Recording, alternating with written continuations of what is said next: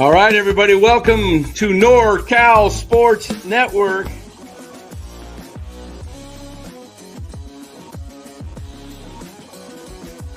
And this is the same hat that Brock Purdy's dad wears.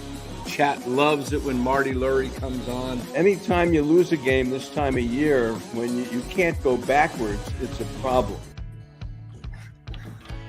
All right, everybody, welcome on in to NorCal Sports Network. Tough loss for the Giants tonight to the Marlins. They lose it in 10, 8-5. We'll break it all down for you. And we've got Cody in here tonight joining us, and we'll be talking with him about tonight's game, the Giants going forward, get some minor league reports. But first, let us thank our sponsor of the show, Chapman Law Group. Chapman Law Group, located in Marin, licensed in all of California. Make sure you give Chapman Law Group a call for any legal needs, especially if you got a personal injury situation. They can get you top dollar. Call them at 415-613-9483. Chapman Law Group. Let them know NorCal Sports Network sent you.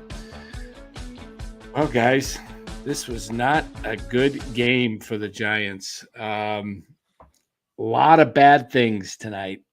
Very few good things.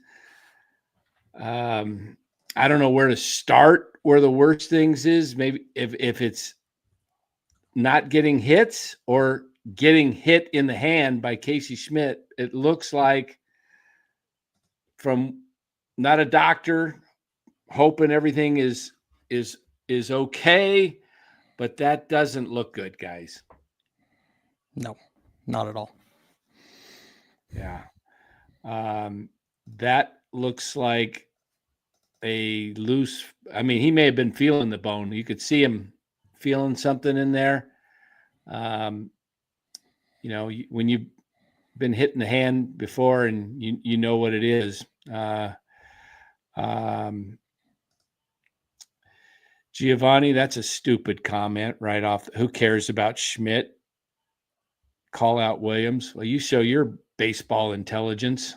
If you just lost Schmidt, you're in big trouble because you have no third baseman now.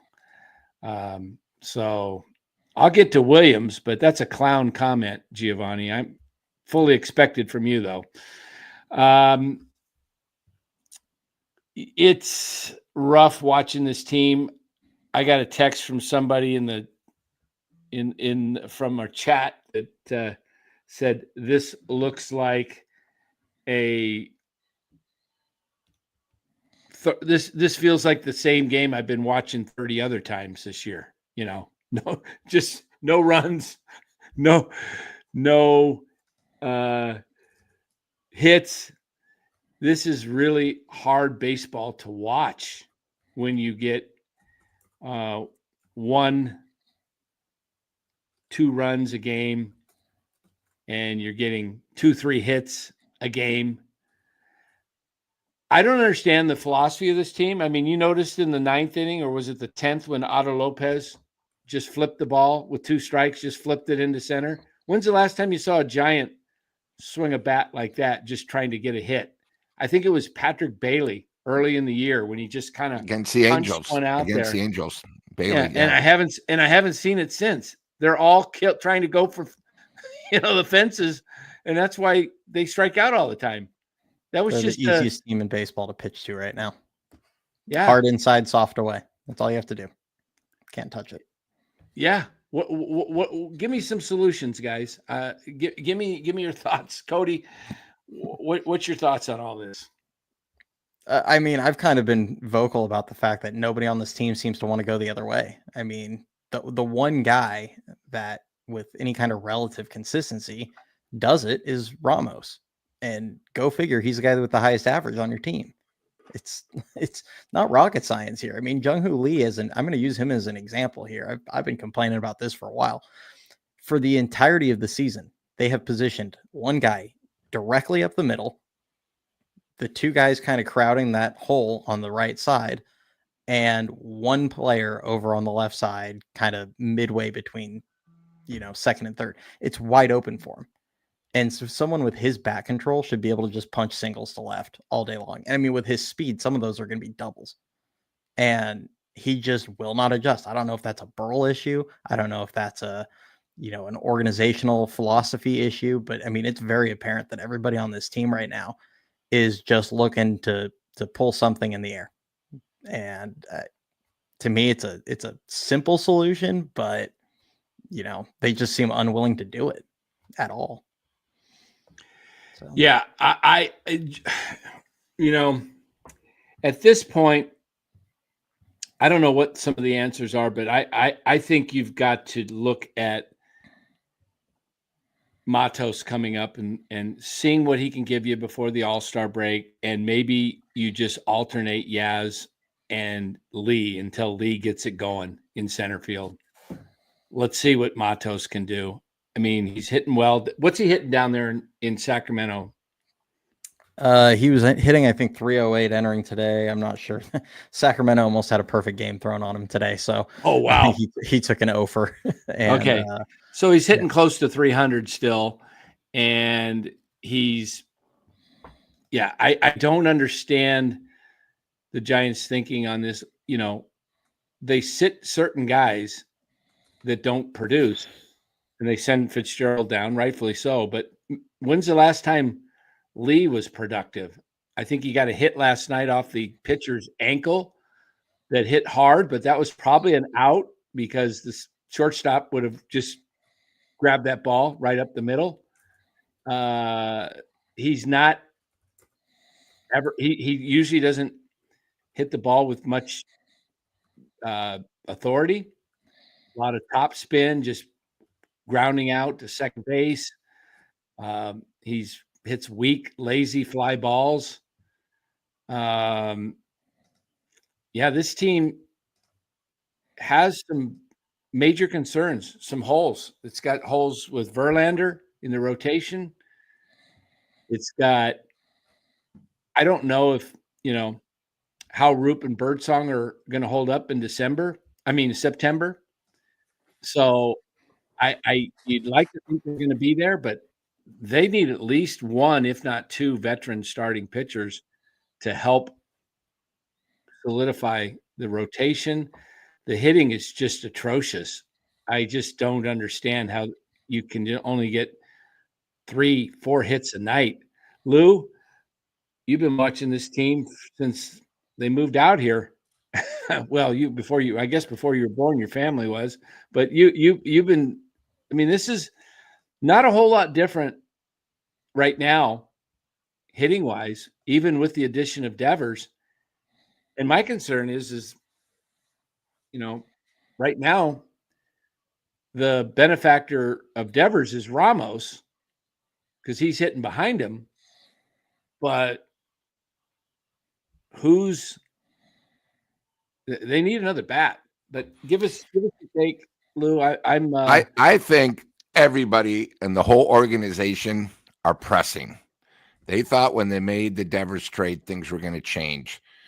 Until the ninth inning tonight, just like all the other nights, they were 0 for 7 in runners in scoring position. Okay?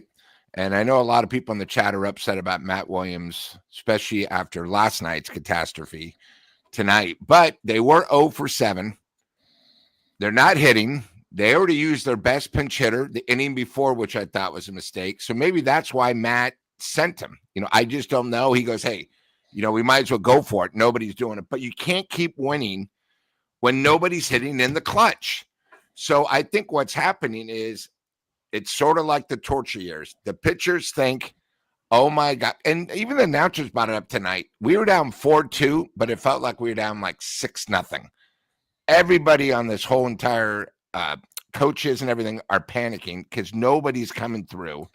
The other thing, too, is I'm a little upset because I think this now makes 5 Giants have been hit in the last, I think, 6 or 7 games. Why doesn't somebody like, Jelly or somebody come in and beam somebody? We show nothing. And you know what? I know the guy didn't do it on purpose because why would you do it in the ninth inning, especially after you hit a guy? It lost it, but still, it's the principle. The other thing, that's where Melvin, again, has got to get out there. They didn't even give a warning, I don't think. That's where Melvin's got to be. Like, if that was Bochy, he would have gone out there and almost made a statement saying, hey, I don't give a shit if you kick me out, throw me out, but I never want my players again to do something. There should have been a warning. That's where it's the manager's fault. And I just think sort of everybody, it's like pitchers go out now and they feel they got to pitch. They give up 3 hits or less, 1 run, or we can't win because this team just cannot hit. And again, I just don't know, because when you really look at our lineup, you know, you have Ramos and Devers. Yeah, Yaz hit that homer, but then he started the game. We led 1-0.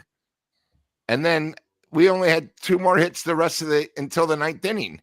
I just think everybody's pressing. I think it's come to a point now where it's sort of contagious. And worse by worse is I wouldn't be surprised if we get swept by Miami, because then we're going to go on a road, and I think the team's going to play better on a road. I just think everything on this homestand with the Devers trade, the first game, all this stuff, it's sort of backfired because we sort of got false hope. Dan, you bring up a great point. You've been talking about the starting pitching starting to have a little collapse, the bullpen, a little collapse, and the hitting is the same. But just because we made a trade, that doesn't mean everyone's bad habits are going to go in. And last but not least, what the hell, Devers, if you think you're going to hit a homer, at least run to first base. The ball wasn't even that close to being a grand slam. He only took 4 steps out of home plate. Still You're had talking the bat about in who? his hand. Adamas, you mean? Adamas at the end. Well, where's he going to go, Lou? Yeah, they're tagging on that. There's nowhere he can run. Well, you know what? Then do me a favor. If you're just going to sit there and watch it, make sure the ball goes over the plate. Well, there's he nothing. had 2 like that. I think that's a little harsh on him. I mean, there's nothing he could do, Lou. I think he had a runner on first. Year, the bases were loaded, and he can't run past the first base runner. They're tagging. He has to wait. Just stood there the whole time with the bat. But they had to tag, Lou. And if he runs full speed, he's double out, 2 outs. He's the highest paid player. I don't think it was a good example. I don't think there's any criticism there. You can't criticize. He has nowhere to go. And here's my other question. He had 2 tonight that he thought were out. Do you think maybe, and again, I'm just throwing it out there not to say anything bad, he just doesn't have the power right now. I'm not going to blame the ballpark that much, but do you think maybe last year in Milwaukee was a little bit different? Because I took a stat and I looked at a bunch of his homers, and they were making it out super easy. Every one of his last years. Now he's struggling just to get it out. I'm just, conspiracy theory, but no, Tim, I didn't get any cookies. I'm out. Thanks, Aaron. All right, I'll give it back to Cody. Cody, what do you think? Let me get to this chat and then maybe comment on this, Cody, what you think. You were mentioning it a little bit in the green room about Giants being soft. Give us your take on this. Yeah, I mean, it's not specific to the Marlins. I mean, they obviously hit Ramos yesterday. Now they hit Schmidt today. But I mean, it's like I kind of mentioned with how the teams are pitching them. They know they can just throw inside on them, and they don't. The Giants, for however many series in a row. I mean, Ramos has been hit 10 times this season. A bunch of other guys have been getting hit up around the hands, and teams know the Giants aren't going to do anything about it. And part of that is legislated by baseball, because baseball just doesn't allow teams to retaliate in today's game. But I mean, at some point, enough is enough, and you have got to do something. And even if it means you're going to get your pitcher kicked out and you're going to be paying his fine for him, you've got to figure something out, because this is inexcusable to just continually teams throw up around your hands and there be no punishment for it. You've got to light a fire under your team's rear end at some point. And, if it clears the benches, it clears the benches, but you got to do something.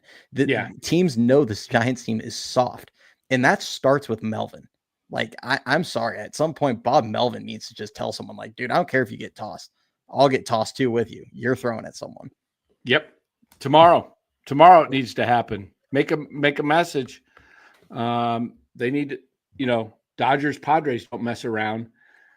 When you're this soft, like you mentioned, Cody, teams are going to keep doing it. And until the Giants start throwing inside and hitting some guys, then there is it's going to keep happening. And, there's no fear of putting a Giants base runner or two on base via getting hit because they can't knock them in.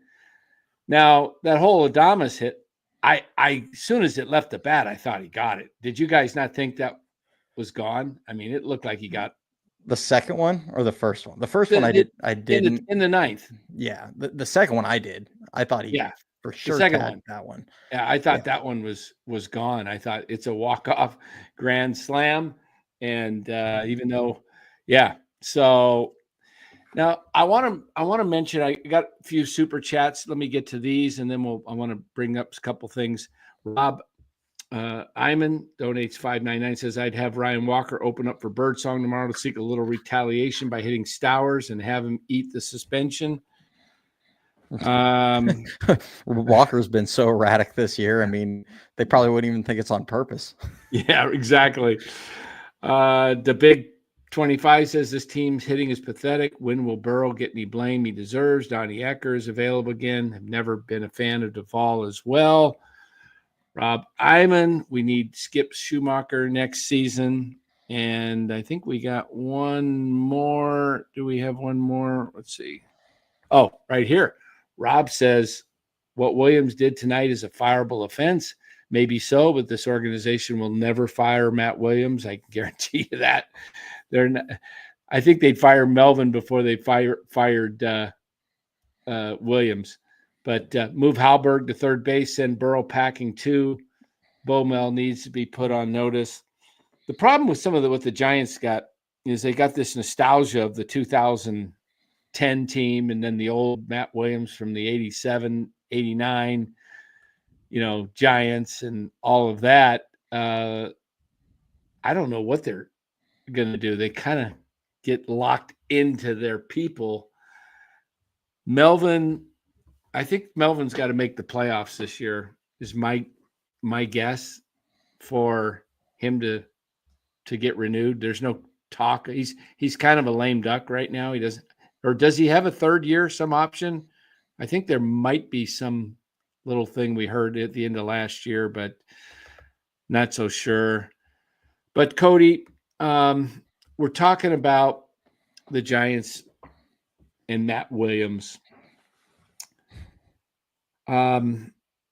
Is there a possibility that we're getting on Williams, but Melvin has said, hey, anything close, just send them any chance we get because we're not hitting? I don't know. I'm watching this game on TV and I'm watching him charge and I'm watching the runner and I'm saying, there's no way he's going to send him. I was shocked when I heard, they're sending Lee. It was like the most layup hold you're ever going to get at third base. It was inexcusable. That was one of the worst sends I've seen in years. And that's saying something because Williams has also had some of the worst sends I've seen in years this year already. Well, Matt Williams has made some very, what you might say, so-called really odd moves as a coach, third base coach, and as a manager when he was with the Nationals. Remember, he's the guy that in game 2, Giants were 1 out away from losing, and he brought in a reliever with 2 out in the 9th. I can't remember who was pitching for Washington, but he was throwing a gem and took him out, and the Giants were able to tie it up, and that's the game that Brandon Belt obviously went on to win in the 18th with the home run. But I don't understand that move because it's not like he was in shallow left field. He was probably, my guess is maybe 210 feet, 200 to 220 from the plate, which, as you see, he threw it and it wasn't even on line. And the catcher had time to go off the base path, get the ball, come back, and still tag Lee, and it still wasn't close. The ball is anywhere on target. Here's what I'm thinking, guys.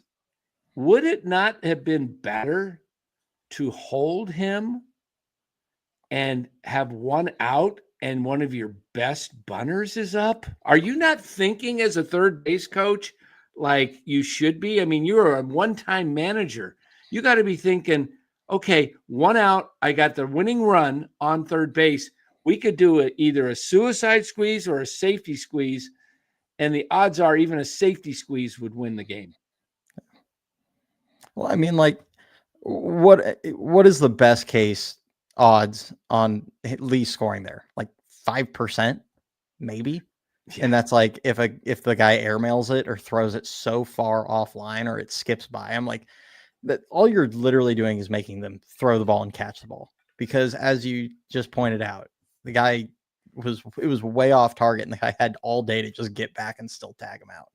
I mean, and it wasn't even Matt close Williams, when he tagged him. Matt Williams sent him like he never even looked at where the defense was preset, and B, didn't even watch the ball go into left field and see where the guy was. It's like he just looked at Lee and went, "Yeah, you're fast, go." I don't know how anyone in their right mind could send that.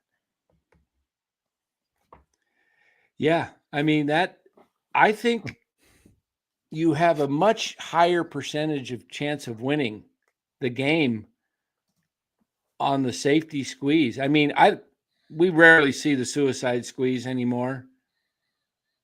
I think it's a heck of a play to watch, but some of these guys have gotten the great reads at third base now that they're taking off as soon as they see any contact. They're leaning, and it has to be a perfect catch and throw to get the guy coming home. So Lee, a fast runner, you get a nice safety squeeze bunt down, and game over. Somebody's got to be talking to Bob Melvin about this in the press conference. One of the beat writers. I want to hear from Melvin on this. I want to hear what Melvin had to say about that play. I want to hear what Matt Williams was thinking. I want to know that the Giants, I mean, this is a team that has to win by winning with situational baseball for the most part. They don't beat people, with their bats. Yeah. They have to win with pitching, defense, and timely hitting and sound fundamental baseball. And they're one of the worst teams. I'm assuming, I haven't seen some stat out there, and I'm sure there is a stat. Maybe you guys have seen it, but they've got to be at the bottom of the last 5 teams in base running. This is a team that has made blunder after. I mean, it's weekly. It's just weekly they run into outs.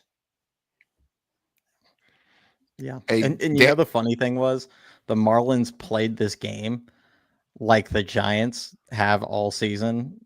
I mean, they managed to score runs still, but I mean, the Marlins ran into like 4 outs on the bases. They were terrible. Yeah. And they were giving the Giants free outs all game. And I mean, like I said, they still had made some 2-strike adjustments. They still got guys in, but I mean, it was like the Giants got gifts. This game shouldn't even have been close in all reality. Yeah. Melvin said nothing. We're just trying to score. Okay. Thanks, Bill. Hey, Dan and Cody, I just wanted to bring up something. This is now 3 times we're talking about Matt Williams. I think it was on a Sunday game where we didn't send Lee. It was against, I forgot who the left fielder was, a lefty, and it was Cleveland. Still sort of shallow. It was Cleveland, right? Yeah. And you remember he didn't send him in the 9th, and we were saying, why didn't he send them? And he says, I thought it was shallow. So that's one. Last night with Devers was out 30 feet. Okay. Yeah. Then tonight. And the other thing about tonight is if you're listening to the game, the Giants broadcast, they were talking about why the outfielders were playing so shallow, almost like the game was tied. So those guys were so shallow to begin with, there was no reason to send them. So, I just wanted to bring that up, and it's not too often. This sort of reminds me of Wendell Kim. Do you remember him as a third base coach where he would just send them no matter what? Now with Matt Williams, it's a question on the base. He's been a third base coach at 3 organizations. I never really followed him at Arizona. I never followed him at San Diego, but we definitely have a problem. And again, I don't know what it is, but we shouldn't be talking about a third base coach, 3 situations in less than 2 weeks. We should concentrate on the real problem, which is the hitting. Yeah. Well, and I seem to recall Hallberg was just fine at third base for, under Kapler. I mean, of all the, 900 coaches that Kapler had in that clubhouse, Hallberg was probably one of the better ones. And you move him and you bring in a guy that has just frankly been terrible for 2 straight seasons. As much as I love Matt Williams and, right, everything he did for the Giants, like a spade's a spade. He's terrible as a third base coach, and he has been. Yeah, your best third base coach was probably Tim Flannery, and then you had Ron Wotus. I think he was down there for a while, maybe, but Flannery. Yeah, it's an important position. It's we never talk about the first base coach because rarely comes up. He's there to basically, time the pitcher on his pickoff move and his timing to the plate and getting guys back at first. But third base is a very critical third base coach, very critical. And we've seen the Giants have it was a pretty nice comeback. Granted, the Marlins Fauché was, wild, hit 2 batters and then walked a guy to load the bases. And you're thinking, boom. And then Adames hits the ball that looks like it's out, but all the runners tag. Everybody advances second and third. And now you got Schmidt at third, Lee at, and I thought that was, heads up baseball by Casey to tag on that, because the way, he's got some wheels, and he dove in there to third base despite the hand and got into scoring position to be the tying run on the base hit. Who hit the base hit? Bailey. Yeah, Bailey. Yeah. And there's no reason to play Bailey, especially left field deep. He's more like a little league hitter. He's like that hitter that when you're in little league that comes up and everybody moves in because they know he can't hit it that far. And that's pretty much Bailey these days. And give him credit, though. He gets the hit, and you're thinking, okay, second and third. I mean, were we all not saying? Nobody said, "Oh, he's going to score. He's going to score." I don't know if there's anybody that was watching that game that understands the game of baseball that thought that Lee was going to be sent. We just all saw how quickly the left fielder got to it and how shallow he was, and we saw where Lee was. And we didn't see Matt Williams in the picture, but we thought, oh, second and third, tie game. There we go.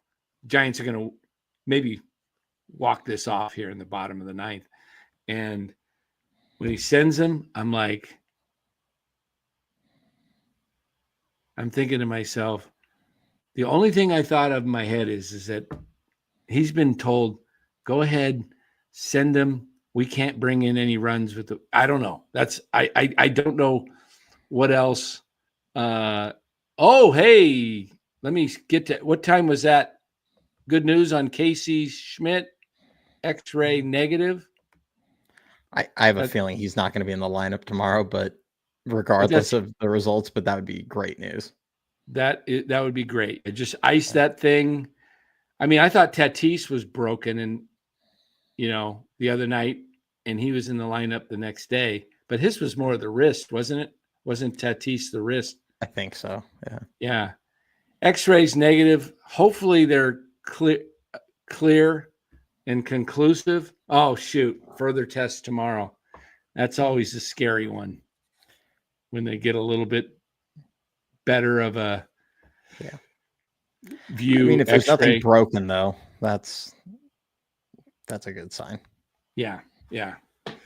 Well, that is good. Thank you for that comment there, Aaron. Appreciate that. And let me see. I think we got one more super, and then we'll get back to the. Okay, who can replace Melvin? who can they replace Melvin with? Before Posey I got have the a name. president position, I thought he'd make a good manager. What's your name, Cody? I'd be giving Nick Hundley a call. Nick Hundley. He's with the Rangers with Bochy, I believe. I talked to Nick 2 years ago. Maybe it's been 3 now. I think it's been 3 at the winter meetings. And was talking to him and told me he was with Boch going to, down there to Texas. And it was a year after, or was he with Dusty at the time? I can't remember. But anyway, Nick Hundley would be a good manager. I thought I thought the best manager that he just left here a week ago with Cleveland was Stephen Vogt. That was my choice. He was my choice too. I thought that's the guy that would be very good with this team. And but Hundley, Nick Hundley. I like that, Cody. Yeah. I have a question to you guys. Yeah. Do you think the Giants have the balls to actually go to Cleveland and do what the Cubs did to Milwaukee, where they're saying, hey, we like to talk to them. We'll give you a draft pick or something. But, we like maybe Stephen Vogt to be ours, especially where they have the fiasco. You don't know how Cleveland's going to be. You know what I mean? Do you think the Giants could do something like that?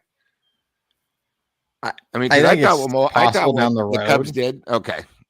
I don't think it's going to be possible yet. I have a hard time thinking Vogt's going to leave Cleveland after only 2 years. Yeah. Part of the thing with Counsell was he'd been in Milwaukee for, 6-7 years, maybe more. Like he had been with Milwaukee a long time, and he was getting, with his track record, like really expensive. So I don't think Vogt's going to be, that expensive. Here's a couple other names for you. First is, I don't know if we got to this one. Hypeflix says wouldn't put it past Matt Williams thinking it was 2 outs.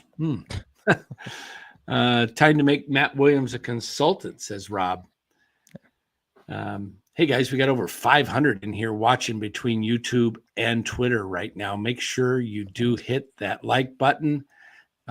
We really would appreciate it. Hit the like button and subscribe if you haven't. If you're over on X watching, make sure you do subscribe. And our guest, Cody from the Even Year Dynasty Show, if you haven't seen his channel, his stuff that he puts out, go ahead and give him a subscribe over at Even Year Dynasty Show. You can also follow him on Twitter at EYD Show.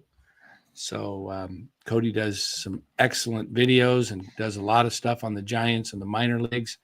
What do you think of a couple of guys like Eric Kratz or Mark DeRosa as a manager? They could be interesting. I would, DeRosa, is a good communicator for sure. He's an excellent communicator. Yeah. And he is going to be doing. He did the WBC, right? He's doing it again. Yeah, he's doing it again. And I've heard him on MLB talk about, he's a guy that's very, how would you say it? Expressive. He's very expressive. And he's really kind of the opposite of a Melvin. But I think players would love playing for him, at least, at a minimum. And and I haven't listened to him enough in the sense that I don't know. Obviously, he enjoys doing the WBC. I don't know if he has like that desire. Sometimes these guys get these like cush TV jobs where they're making good money, and it's hard to get them to want to go grind it out for between spring training and the season. And if you make the playoffs, 8 months of the year, I don't know if DeRosa has that desire, that fire. I think he might, but I don't know if he would do it now because the baseball classic, he's totally focused on that. And I don't think he's gonna, timing is everything. And he's focused on that, but we're a long way from any kind of managerial change. We're just addressing right now the super chat there. So since it was brought up, we'll address it. But hey, Dan and Cody, I have a question. with our big stud in AAA out a month. Knock on wood, hopefully it doesn't happen, but say Schmidt's out for 4 to 6 weeks, right? We're not hitting. Chapman's not coming back. Do you think maybe Buster might have to make a move because of the time of the year and we can't really survive a whole month, the way we're going? Well, that's a good segue into the minors. There's not a whole lot there, in my opinion. I don't know. I want to hear from Cody, who knows the minors a lot better than I do, but I don't think what I look at, I don't see a lot left in the cupboard to trade from. What do you say, Cody? Yeah, I mean, so they depending on what they're trading for, if you're trying to trade for a star, it's going to get tough. Now, the Giants have things to trade. Right. A lot of them are currently on your major league roster. If you're looking for the more valuable pieces, guys like Landon Roop, Hayden Birdsong. I wouldn't trade Birdsong, but I mean, he's going to come up in trade conversations if you're looking at a star. They do have a good amount of arms, especially in the lower levels, that are pretty intriguing. A couple guys in the complex league. I know we had Roger Munter on, did an interview with him yesterday. Yeah, I was watching that today. Yeah, he brought up some people in the complex league. Yes, anybody, just kind of as a quick plug here, anybody that wants to learn a ton about the Giants system, their development, etc., all that stuff, go check out that interview with Roger Munter. He is amazing. He has such good insight on the Giants system and kind of how they operate and a lot of the young players there. So, but he mentioned Cody, a lot of the... Cody, I'm sorry. What is the complex league? I've never heard of that until you just said that. Being a fan, is it between AA and single A? No, or it's rookie ball. It's level. rookie ball, essentially. Yeah. They have, obviously they have A ball, high A, AA, AAA. Those are the full season affiliates. And then they have the Arizona Complex League, which is the stateside rookie ball. And then they also have the Dominican Summer League, which is, usually that's filled with the teenagers that you signed, international free agents that are playing over there. So, when you talk about the ACL, you're going to watch ACL. You're not talking about somebody's knee. You're talking about the Arizona Complex League, and it's right here happening. And it's guys like when Walker Martin and got drafted, and he was down there for a while before he got promoted to San Jose, and he was the second round pick of the Giants in the year they drafted Eldridge. Yeah. So, guys like that. I think, isn't Johnny Level, or is he? Where's he at now?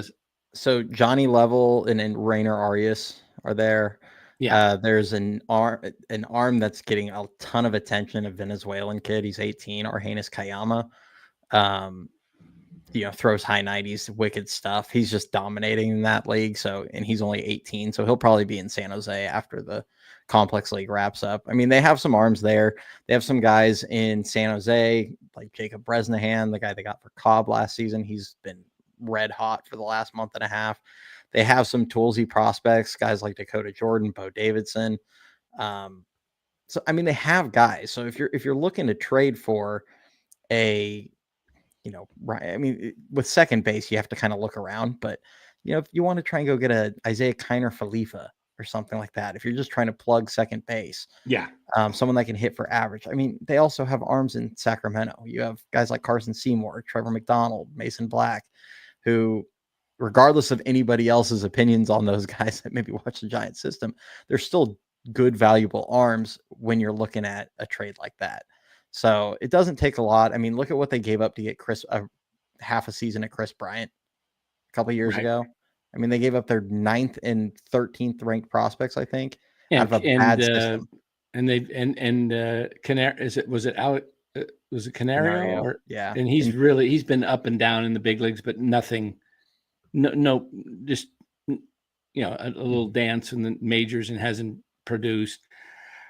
Yeah. Question for you on Johnny Level. I've got something I read about him just yesterday, and I wanted to get your take on Johnny Level, if you have one, if you've scouted him. But listen to this, and I don't know if this is right or not, but this is says this week he was 6 for 17 with 6 base on balls, 3 extra base hits, 3 homers, 2 stolen bases. He's 18 years old. They comp him to Asdrubal Cabrera and Francisco Lindor light mashup, which I thought, boy, that's awful. Those are two Hall of Fame, type players. But Johnny Level is a switch hitting fire hydrant type shortstop at 5'10" with a plus plate approach. He has a good hit tool on both sides of the plate with a lot of pre-swing hand movement, a la many late 90s, early 2000s hitters. The power is mostly coming from the left side of the plate, but it's plus from that side, and he has some wheels to boot. Is that pretty accurate on Johnny Level? Yeah, I mean, that's kind of so, Not until and I I get to said see these Cabrera guys as play. Rubel. He's not the Hall. I was getting him mixed up with Miguel Cabrera, so my mistake on that. The other comp I've heard is Rafael Furcal because of his the Braves body type, switch hit, all that stuff. But he, until I get to see them play, like I watch a ton of San Jose, Eugene, even Richmond, as painful as it is, Sacramento. I watch a lot of the full season ball. Complex League, they don't really televise.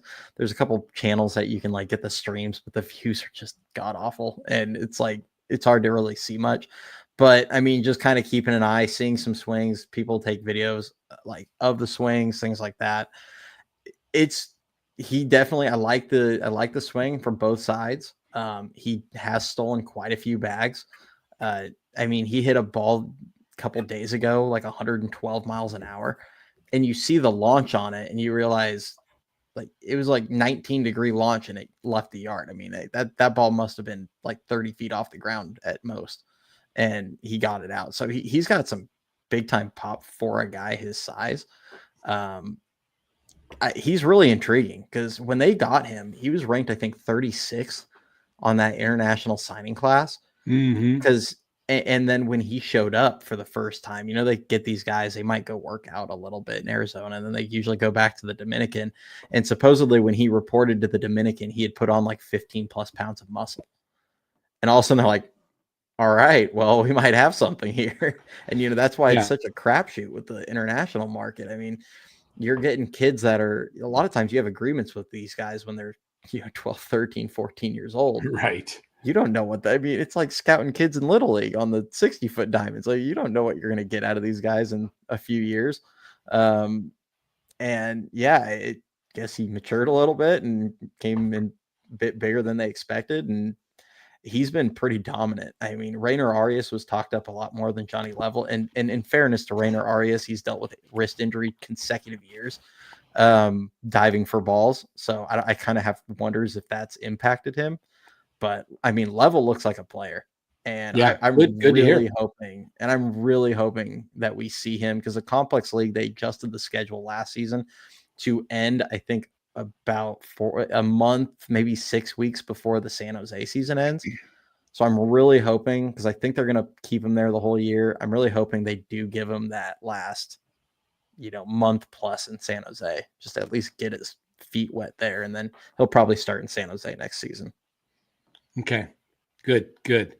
Well, I want to get to the minor league report here in a little bit, but I also want to finish up where Giants are 44-36. They played 80 games. After tomorrow is exactly the halfway point. So Lou and I did a little bit of grading last night, position player. We went around, ranked the, mainly most of the players without doing the reserves, and kind of just did the bullpen as a group, So I'd love to hear what your take is. I mean, I gave I don't remember even what the grades were completely, but I think I gave Bailey like about a D on the year. I mean, he'd get pretty close to an A behind the plate, but his batting has been just horrific. First base, I've been kind of putting it between, Wilmer to me has been kind of like about like a B- player, been productive, but not super consistent, but just been better than average. Fitzgerald, I gave him a D at second base, just didn't give him an F because he was really good defensively. Shortstop Adames was kind of disappointment, but he's been kind of so far closer to that C minus D range.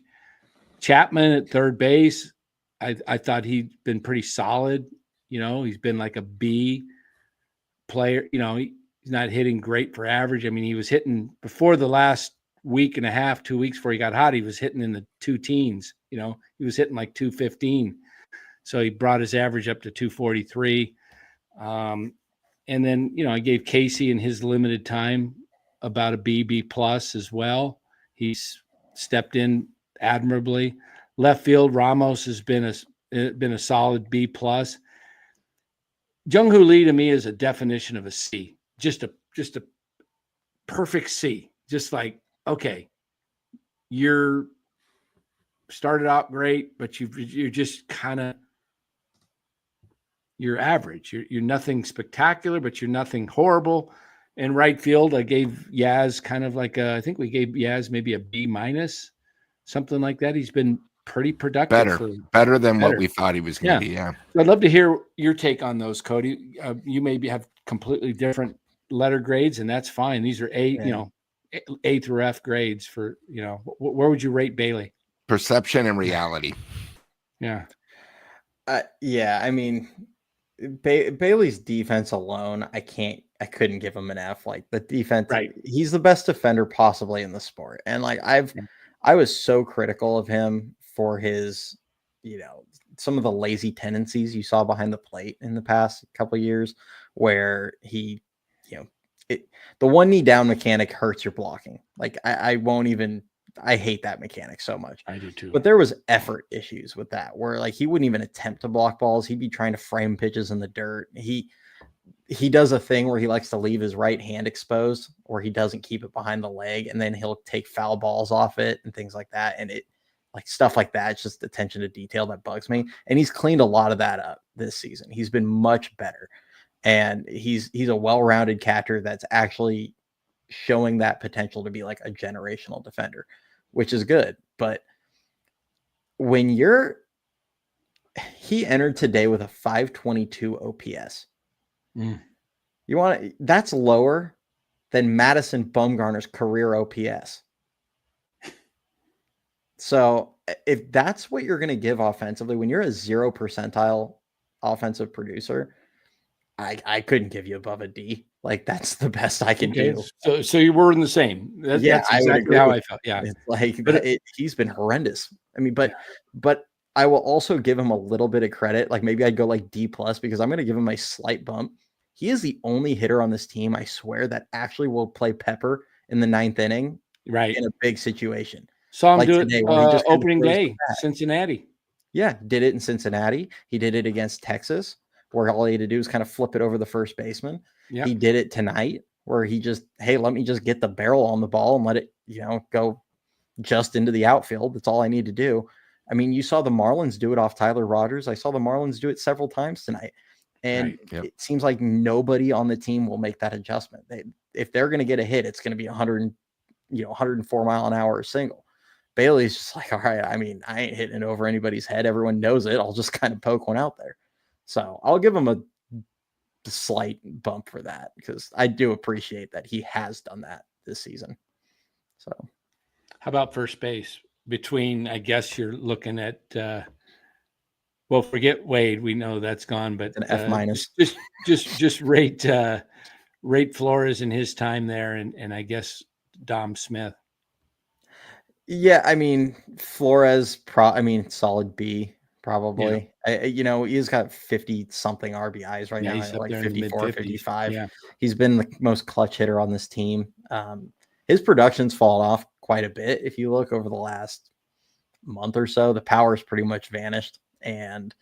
But he's still coming up with a big hit. Oh yeah. I mean, I'm sorry. Anybody that looks, and I'm not the biggest like baseball savant. I don't like doing the whole like, let me just scout the analytics because it's not perfect. It doesn't tell the whole story. But when you look at his batted ball metrics, there's no way you think that guy's a power hitter. But he does a good job of pulling balls in the air. I mean, he's better about it, doing it consistently than most of the people on the team, and that's why he gets a few more homers than you'd expect out of someone like him. But, he's been solid. Production's slowing down. Dom Smith has been really solid in what he's given them. His defense overall has been good. I felt like he should have made the play today that got by him, but I'm not going to just rip the guy on one play. Overall, he's been really good at first base this season. And offensively, he's given you a little more than you expect. Realistically, he's best suited for a bench role. Mm-hmm. That career-wise, that's what he's been. Now he outperformed that for a few weeks. So I get kind of both sides of it. A lot of fans want to see more of him, and I don't necessarily disagree with that, but realistically, is he on the roster? Is he on the roster after the trade deadline? I think so, because I don't think they're gonna. He's a good, solid lefty bat off the bench. I think they'll keep him. He can play corner outfield. Maybe you don't necessarily want him out there that much, but he is capable in a pinch. Okay. How about, what would you give Fitzgerald? You might see him again shortly too. I don't know. So Fitz is tough. And a lot of people that have listened to me, they know, I've been harsh on Tyler Fitzgerald. I wanted Casey Schmidt to get more of a fair shot earlier in the year. I understand why they went into the year with Fitzgerald, but I had a ton of red flags on him going into the season, and I didn't feel like what he did was sustainable. And so far he's proven that correct. I hope he proves it wrong at some point, but I also do think that, he did get hot and then he got injured, and I don't think he's 100% healthy. I really don't. I kind of have questions if that rib injury is still bothering him, or if it's making it to where he's not wanting to run as much, because it just feels like as soon as he gets to first, he's just dropping anchor, even in obvious steal situations. And I kind of wonder if he's afraid to dive on it, or anything like that. That's a good take. I do wonder if it's, causing issues. But that said, all I can really judge is what we see on the field, and the contact's been horrible. His swing decisions, he's chasing more than last season. He's making more contact than last season. He did improve that, his strikeout rate and his whiff rate, but his power contact is just non-existent. And teams are, they know they can just throw sliders away. He's not getting any of those pitches that he drove last season. Right. And, everyone's like, oh, well, the power, he needs to get the power back. It's like, no, he needs to go with that pitch. Just keep punching him into right field and then start stealing bags again. If teams get tired of him just, slapping a hit to right field and getting to second, they're going to start pitching him inside more. Exactly. That he tries. Yeah. So go up there looking to go to right field. Yeah. And that's the whole approach issue with the team. It's everybody. So it's hard. Like I said, you can only judge what you see. Earlier too. Thanks. Yeah. So what would you give Fitzgerald? A D, roughly a D? Like a D plus, C minus, maybe. Yeah. He's been respectable at second base. Yeah, I think he played solid second base. I didn't see anything there that was concerning. How about shortstop Adames? Probably the same thing. D plus, C minus. The bat's been horrible, but it's coming. It's been better since the Rocky series. Not necessarily the numbers haven't jumped off, but I will say his swings look better. Yeah, I thought so too. Yeah, more balanced, starting to look a little better. Yeah, defensively, he's been very good since May 1st. He's been good. So he's been horrible in April. Since May 1st, he's been very good defensively. So I give him some credit there. How about Chapman at third base? Probably like a B plus. He was starting to swing it pretty well. Yeah. Unfortunately, horrible timing to get injured for him. Yeah. Yeah. So. Casey in his limited time, what you've seen of Casey? As the full-time player or on the season? just on as the full-time, because as the full-time and he's made a couple mistakes, but as a full-time player, what can you ask for? The guy's hitting it's interesting. A couple weeks back, 3-4 weeks ago, Casey gets hit in the hand. The broadcast team, the cameraman, they're not even showing Casey holding his hand. It's like, he's just now tonight. It's like the club has learned that he hits the ball harder than anybody on the team, maybe except Ramos, as far as consistently. I mean, these guys hit the ball on the dot, and they are noticing. Yeah, they're noticing. They could have listened to NorCal Sports a year or two ago. They would have not had to wait. But yeah, Casey's been phenomenal. How about Ramos and left? Like solid B plus. Yeah, that's exactly where if his defense was just even semi average or close to average, it would be an A. And can I say one thing about that, Cody? Is me and Dan have been riding his defense because a ball down the line is like a mystery with him. But tonight, he did exactly what you had to do. I don't know if you saw, but that was a peg to second base. He got that. He was out that guy by 5-8 feet.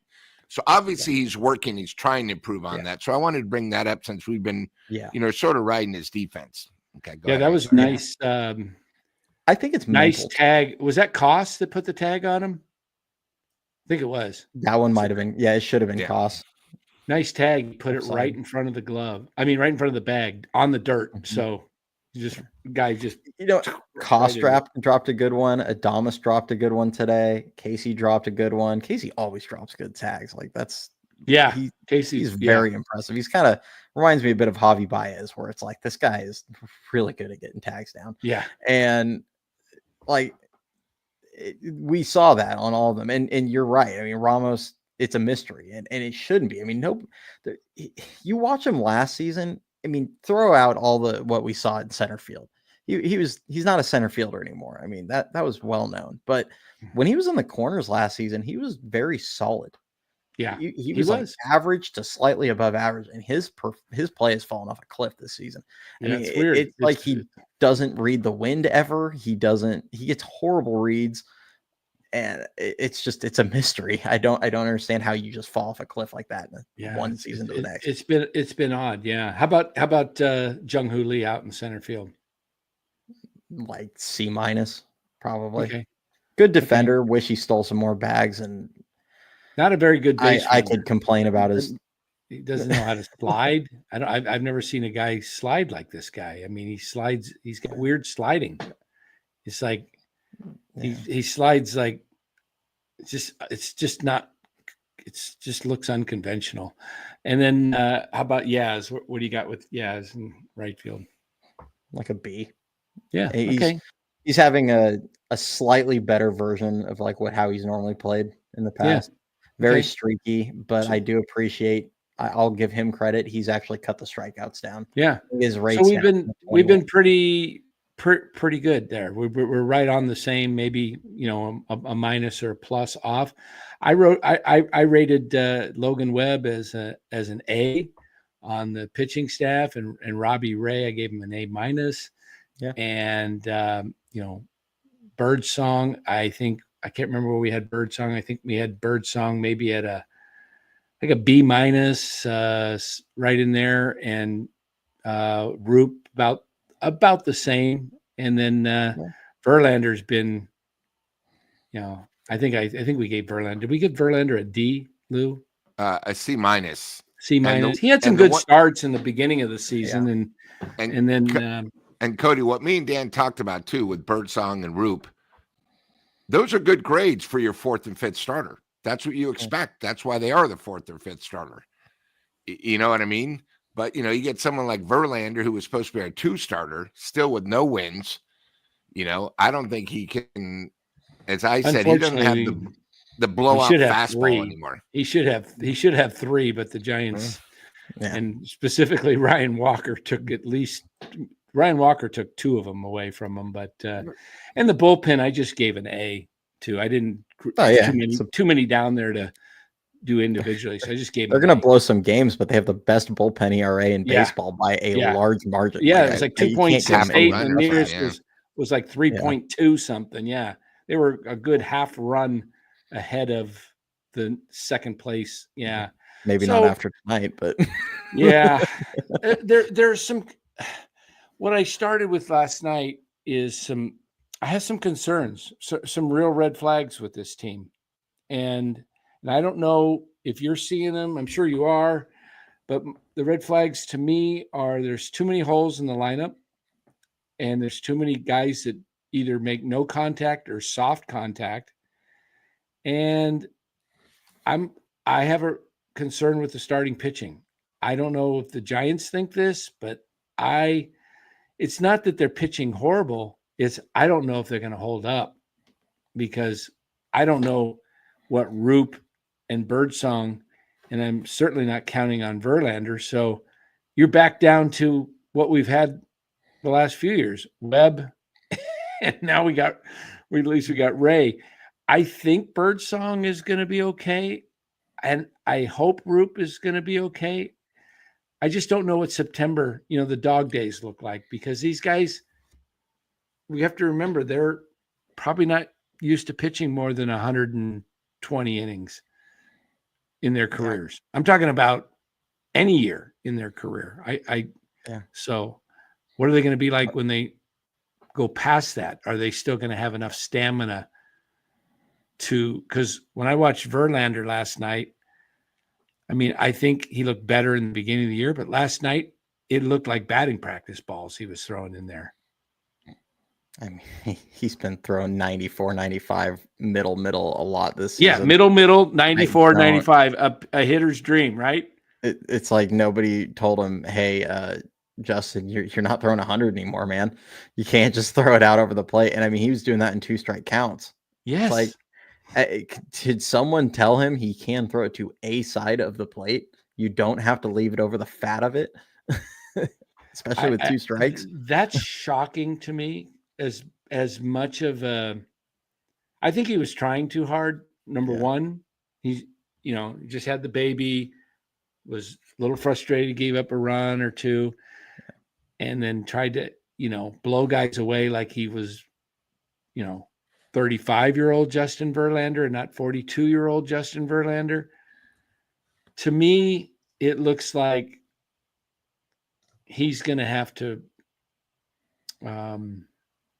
recreate himself to become more of a finesse pitcher at times, where he hits the corners and uses a little bit more, instead of trying to blow guys away with the fastball, use more of the off speed to get guys to chase and set up the fastball set it up so that when he does throw 94, 95, maybe it gets past the guy because it looks a lot faster than what it is.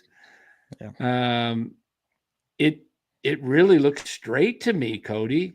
It looks like, as Lou and I were talking about this last night, it just looks like it's coming straight down the middle, and it doesn't has no movement, and it's on a tee. Yeah, it doesn't seem to just. I don't know. That's a concern to me, because if you can't count on Verlander, who's your 5th option? A lot of people say Wisenhunt. Tell us about Wisenhunt. He got hit pretty hard, I think, last night or the night before, right? Yeah, I mean, yesterday he got lit up. He's been struggling a bit. He kind of always has in some of those, more elevated locations in the PCL. They played in Salt Lake City last week, and one thing I will say, and this is Roger Munter actually brought this up. It's something I've noticed. He mentioned it yesterday on the interview, was the Giants are letting these guys try and pitch through trouble in the minors a lot. Like, they're letting them stretch out, and they're not sitting there trying to bail them out. They're letting them get into trouble, and they're saying, get out of it, kid. Good luck. And, so he's not getting protected all that much. I'll use the Salt Lake City game as an example.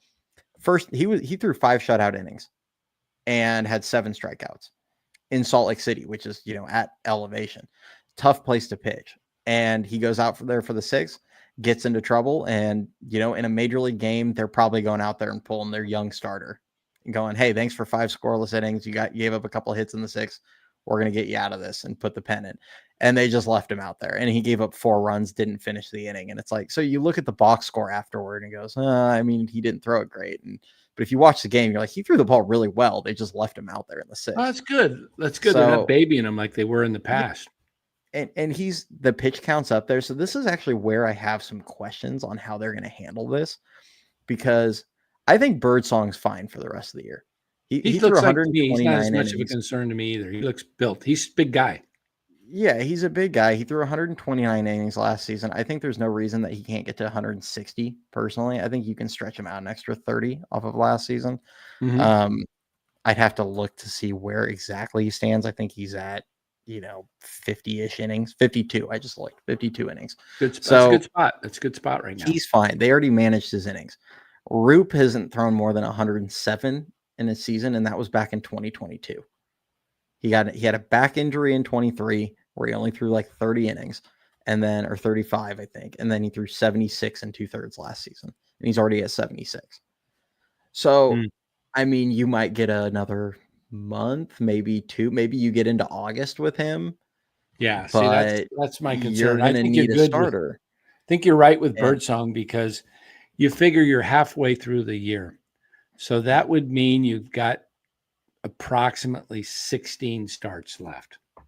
Yeah. So if Birdsong can go 160, and let's just say he does better than expected and he averages 6 innings a start, and that is 96 innings, and he's only at 52, you said? Yeah. So you're still under 150 innings with Birdsong. I don't think he's going to throw average more than 6 innings a start the rest of the year. Probably 5. If you get 6, and he keeps them under 3, it's a quality start. So especially with the bullpen the Giants have, so some of those starts are going to be 5 1/3, some are going to be 6, some might be 6 1/3. He might go 7 one game, but on average, he's not averaging more than 6. So let me get to these super chats real quick. Tommy Huxley donates $2. Says Duvall, Walker, Burrell, and Melvin are bums. Tommy's upset. And I understand it, Tommy. It was a frustrating game to watch tonight. Very frustrating. Thank you for the $2. Nathan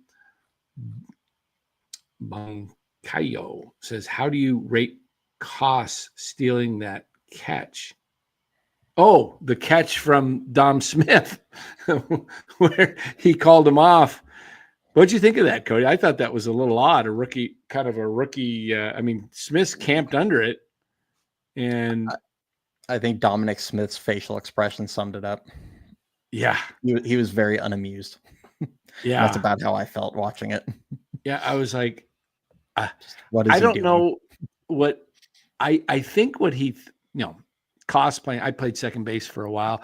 I think he thought I've got a little bit better angle coming at it because I'm coming in on it slightly more rounded, and Smith is kind of camped straight under it. It appeared to Koss. I'm thinking for Koss, but you just at that point, your first baseman has got it. He's a very efficient first baseman. Don't call him off. So pitching, you think maybe, we got one more here. Should Sacramento convert Mason Black to the bullpen? Has he straightened up? I haven't watched Mason Black much. The last I saw Mason Black, Cody, was kind of like Verlander's pitches last night, straight and very hittable. What's any change on him this year? A lot of outhouse or castle for him this season. Has some great starts. I went to the one in Tacoma where he got just lit up. Now defense didn't do him any favors. A few of those were unearned. I think he gave up like 7 and 5 were unearned. But I mean, he gets hit hard, and his biggest issue is he just doesn't have the command to go with what kind of stuff he has. If you're throwing 92, you can't throw it out over the fat of the plate. Not when you don't have a significant amount of movement. And he does he does throw a sinker, but he also likes to pitch up in the zone. Like a lot of what he does doesn't make a lot of sense. Like he throws a sinker a lot, but he throws it up in the zone. He leaves stuff out over the plate at least a handful of times a game with his fastball. And he throws a couple variations of his slider. He has like the gyro slider, and then he also throws kind of more of a sweeper. And they're solid pitches, but I just doesn't necessarily spot his command particularly well. So it's he can give you a really good start he can give you a couple really good starts. Sometimes he gets on a run. We saw it last season where he went, I think, like 7 or 8, 9 starts in a row where he was throwing the ball really well. And then he all of a sudden just loses it. And it takes him a while to find it again. So it's definitely not my favorite prospect down there. Yeah. I've been trying to trade him in some trades, but he's kind of my throw-in guy to get the value up a little bit. I've got 2 comments I want you to make thoughts on. First of all, what happened to Reggie Crawford? I think is he still hurt? Labrum. Still okay. Torn labrum. He had surgery at the end of last season, and they basically said he's not going to play this year. Giants' first-round picks have had just nothing but horrible luck. Hunter Bishop was Farhan's first pick. He's just lingering in AAA, looking like he's bust. I believe he's a minor league free agent after the season. I think he can opt out, basically. So, and I think the team would move on anyway. Yeah, Hunter Bishop not cutting it. Will Bednar. Injuries, back problems, lost a lot of velocity on his fastball. It came back. Did it come back? Yeah, in the pen. Okay. He has no clue where it's going, but he came back. Maybe he can if he can do anything like his brother David, maybe he can become a closer. Okay, so Bednar, get him some of the Rick Vaughn glasses. Yeah. See if it fixes it. And then you got Reggie Crawford. So Giants have had 3 number 1 picks in the Farhan era, and he only had 6. And 3 of the 6 hurt. Bailey, the 4th. Eldridge, the 5th. Who's the other one I'm missing, or was there only 5? I thought there was. Am I missing one? Last season was Tibbs. Tibbs. Okay. So Tibbs. And so Tibbs is gone. Bailey's here. Crawford, who knows if we'll ever see him. Not going to probably see forgot his name already. The first guy. But Hunter Bishop. Not going to probably see Bishop. Probably not going to see Bednar. Wow. That's 6. I could see Crawford next season. I think that's a possibility in the bullpen. Can he be an Aroldis Chapman guy? Can he be that? He has the body type. I can't go that far just because Aroldis Chapman's, like 92 and still throwing 104. Yeah. I don't understand how he does that. I don't get it either. At 38 years old or whatever he is nowadays. He still throws, like, he'll reach back and hit 102, 104 on pitches and paint it. And I just don't understand how he's still doing it. So I don't know if I'll go that far, but he's got triple digit heat. He's got a decent That's what I mean. slider, change up. Lefty body type. He's tall like Chapman. Hey, if he could do anything just comparable, not meet, but if he could be a grade below Chapman, that would be a huge plus. I think the Giants should turn him into a late inning reliever. I think they've already made him a reliever, right? Yeah, they were, well, Farhan and them tried to come out and say, we haven't given up on him as a starter, but we need to let him build his arm back up. And then he got injured again anyway. But they'd been using him in 1 or 2 inning roles last season. I felt very strongly that he was going to debut in San Francisco last season had he stayed healthy. Because he went from Richmond to Sacramento really quickly. And in Sacramento, he was throwing the ball well. Every now and then his command could get erratic, but. Was this a torn labrum in his throwing arm, shoulder? I believe so. Oh, geez. Yeah. So he's out this entire season. And it was last season that it happened. So, it's all of this season, and supposedly he'll be back, in time for the start of next season. But, yeah. Okay. It's a rough. All right. Comment on this. I want to get your thoughts on this because this is some people say, hey, wait a minute. We're right in the mix. We're in the wild card right now. Is this team what they're show? Is this fool's gold or is this team really a competitor? It's hard to know until we see them at actual full strength. I mean, and I don't want to sit there and just like keep kicking the can down the road, but because the pitching staff certainly, you wonder how it's going to last. And just so you guys know, I was going to say Wisenhunt's already at 83 innings, Seymour's at 74. So they're not holding those guys back at all. So you kind of wonder if they're going to hit their limits too. Like that's the question. So yeah, they probably are going to need more starting pitching, but with the offense, part of me is like, this is the offense. This is what they're going to be. They're not, they're going to be inconsistent, which I think we all knew they would be inconsistent. You have a bunch of inconsistent players on your offense. Do we see Wisenhunt before the trade deadline for maybe an audition for, hey, if he does well, we've got more options. I don't think they want to trade him. I always felt like you trade one of the lefties, and they chose Harrison. Right. I mean, I don't know if they is Whitman on the block. Is Joe Whitman a possibility to be on the block? I mean, he should be somebody that is an option that you should be willing to move. Mm-hmm. I like Joe Whitman, but he's very inconsistent. Yeah, he didn't pitch a lot in his college career. When he was at Purdue, they didn't use him much.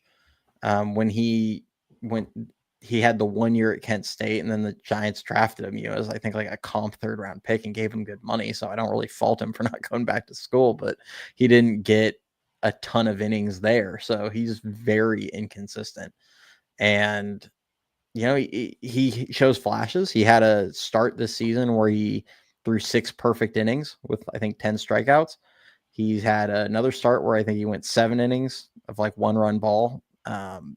He's had a lot of good starts and he's had a lot of bad starts with it. So he has an absolutely wicked slider. I mean, at the very minimum, I think he'll be a good reliever at some point if he doesn't shake out as a starter, but I wouldn't be unwilling to move him. I think that's absolutely somebody that you float out there. I don't know what his value necessarily is though. Not high, not too high. Yeah.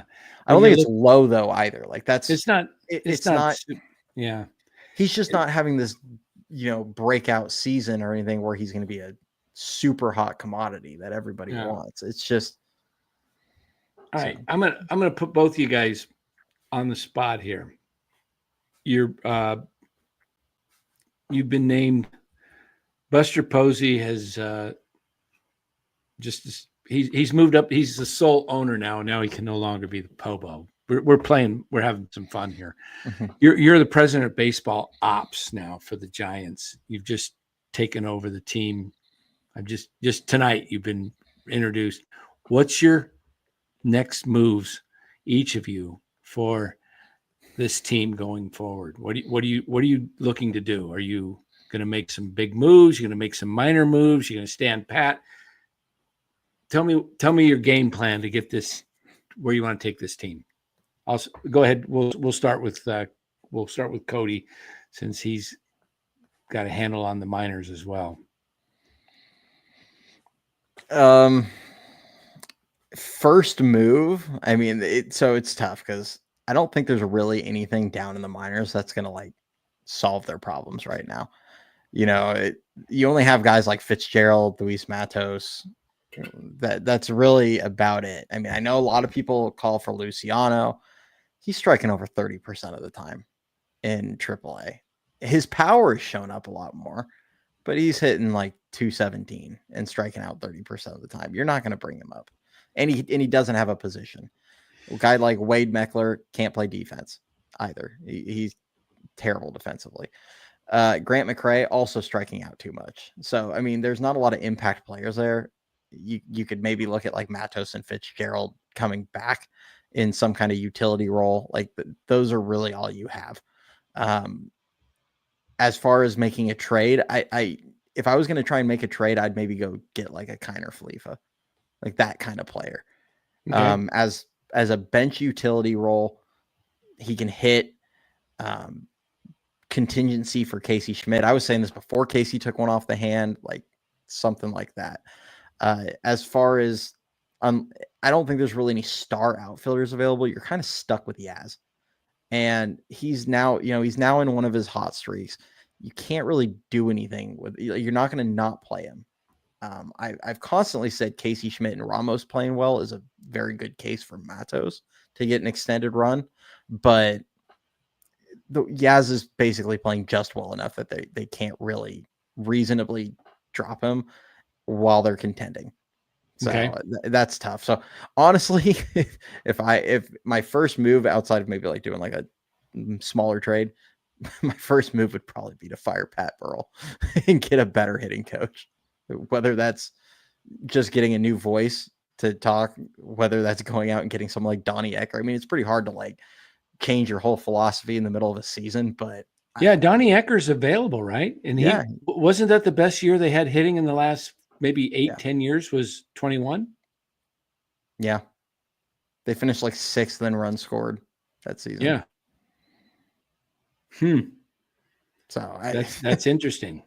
but Well, I don't why know did what Texas moves get are rid of him? available right now. Texas Well, just got rid Texas of him. offense fell off. I Yeah. mean, they had a bunch of guys have like career years under him, and then injuries, performance drop offs.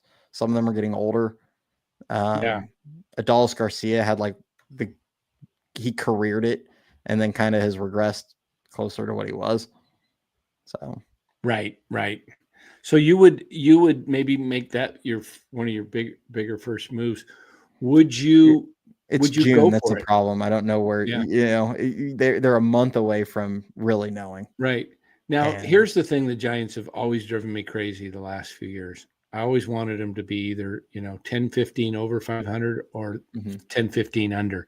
I hate when they're like hanging around they're 2-3 games off the wild card pace, and then they say, well, we think we can make it, and they don't do anything significant. They don't really go for it, and they don't really sell to build for the future.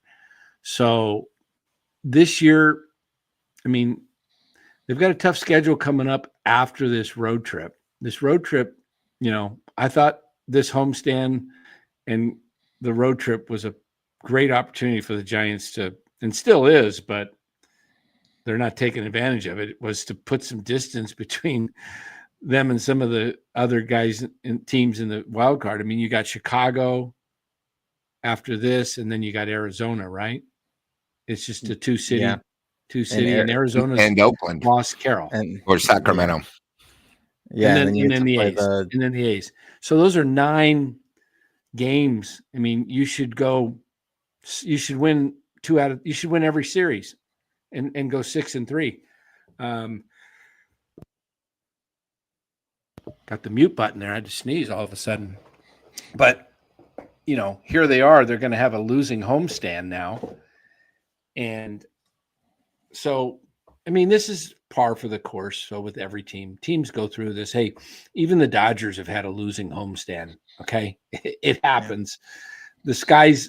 I don't want to say the sky's falling. I'm not an alarmist. I just say there's red flags to look at. The Giants need to look at, okay, number one, we've got to figure a way to find another bat in the lineup. Chapman's coming, but he is a streaky hitter, and don't be surprised if he comes back and takes him a while to get his timing down. I mean, I don't even know if they're going to give him a rehab assignment for a game or two, or just let him come back up. But Chapman, it takes time, and he's not a guy that's what you would say is a consistent I wish he was more of a 244, 245 consistent hitter, but he fluctuates between 200 and then he starts hitting over 300. And that's how he comes to his average, but you just don't know where Chapman's going to be. But I want to see a bat, but you've got them getting a new hitting coach. Do you have them getting a starting pitcher anywhere? Do you have them? You mentioned, Kiner Falefa as a utility infielder. Is there any pieces that you would add either to the starting rotation, and who would you try to get? And how about, would you add anything in the bullpen?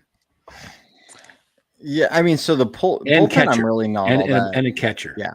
So, yeah, I should have actually, that is another one that I've talked about in the past as a right-handed option. The 3 things, four things I'd be looking at most on this team, because I don't think you're going to be able to go get another star. I mean, if one comes available, I mean, if you want to or you can try and do a buy low candidate, maybe you call the Pirates and you try and get Brian Reynolds back. I mean, I don't know. There are some options out there. Let me ask you this. The Pirates said, we'll give you Reynolds, but we want Lee back in the deal. And I mean, they won't take the money. What's that? They won't take the money back. Well, let's just say we want Lee in the deal, but we want you to pay half the freight. No. Would you do it? I would take my chances on Lee. Okay. I mean, Reynolds isn't exactly playing great either. I mean, in the last couple of years, he's been a sub 800 OPS guy. Yeah. He hits the ball hard still.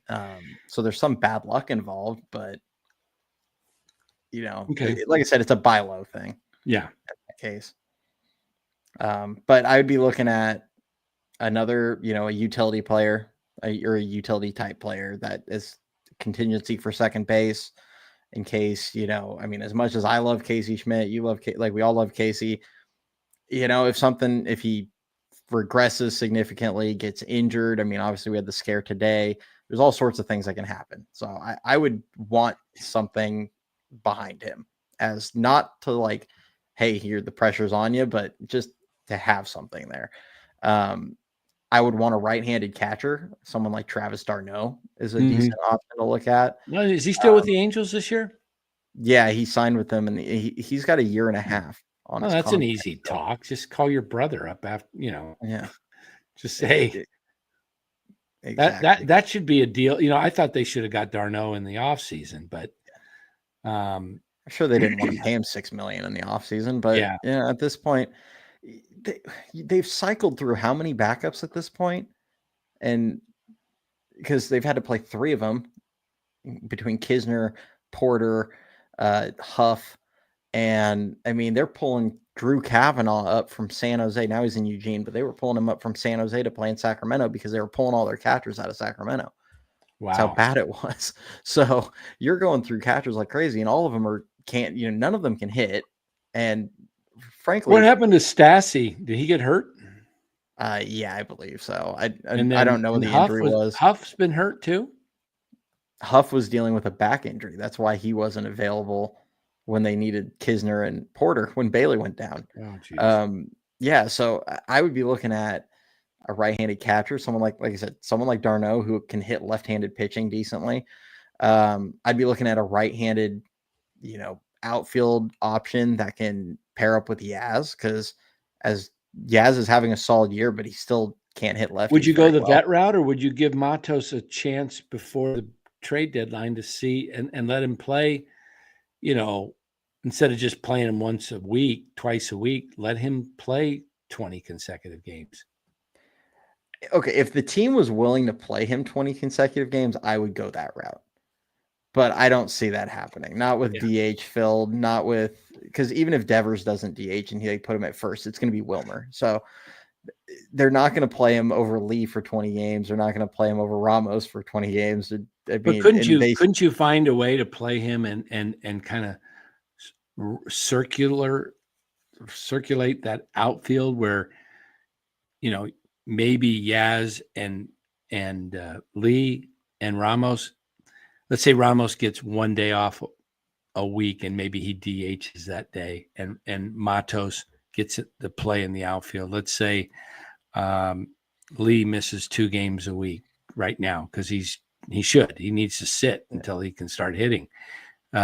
Maybe Lee and maybe Yaz sits a couple games a week, and you get Matos.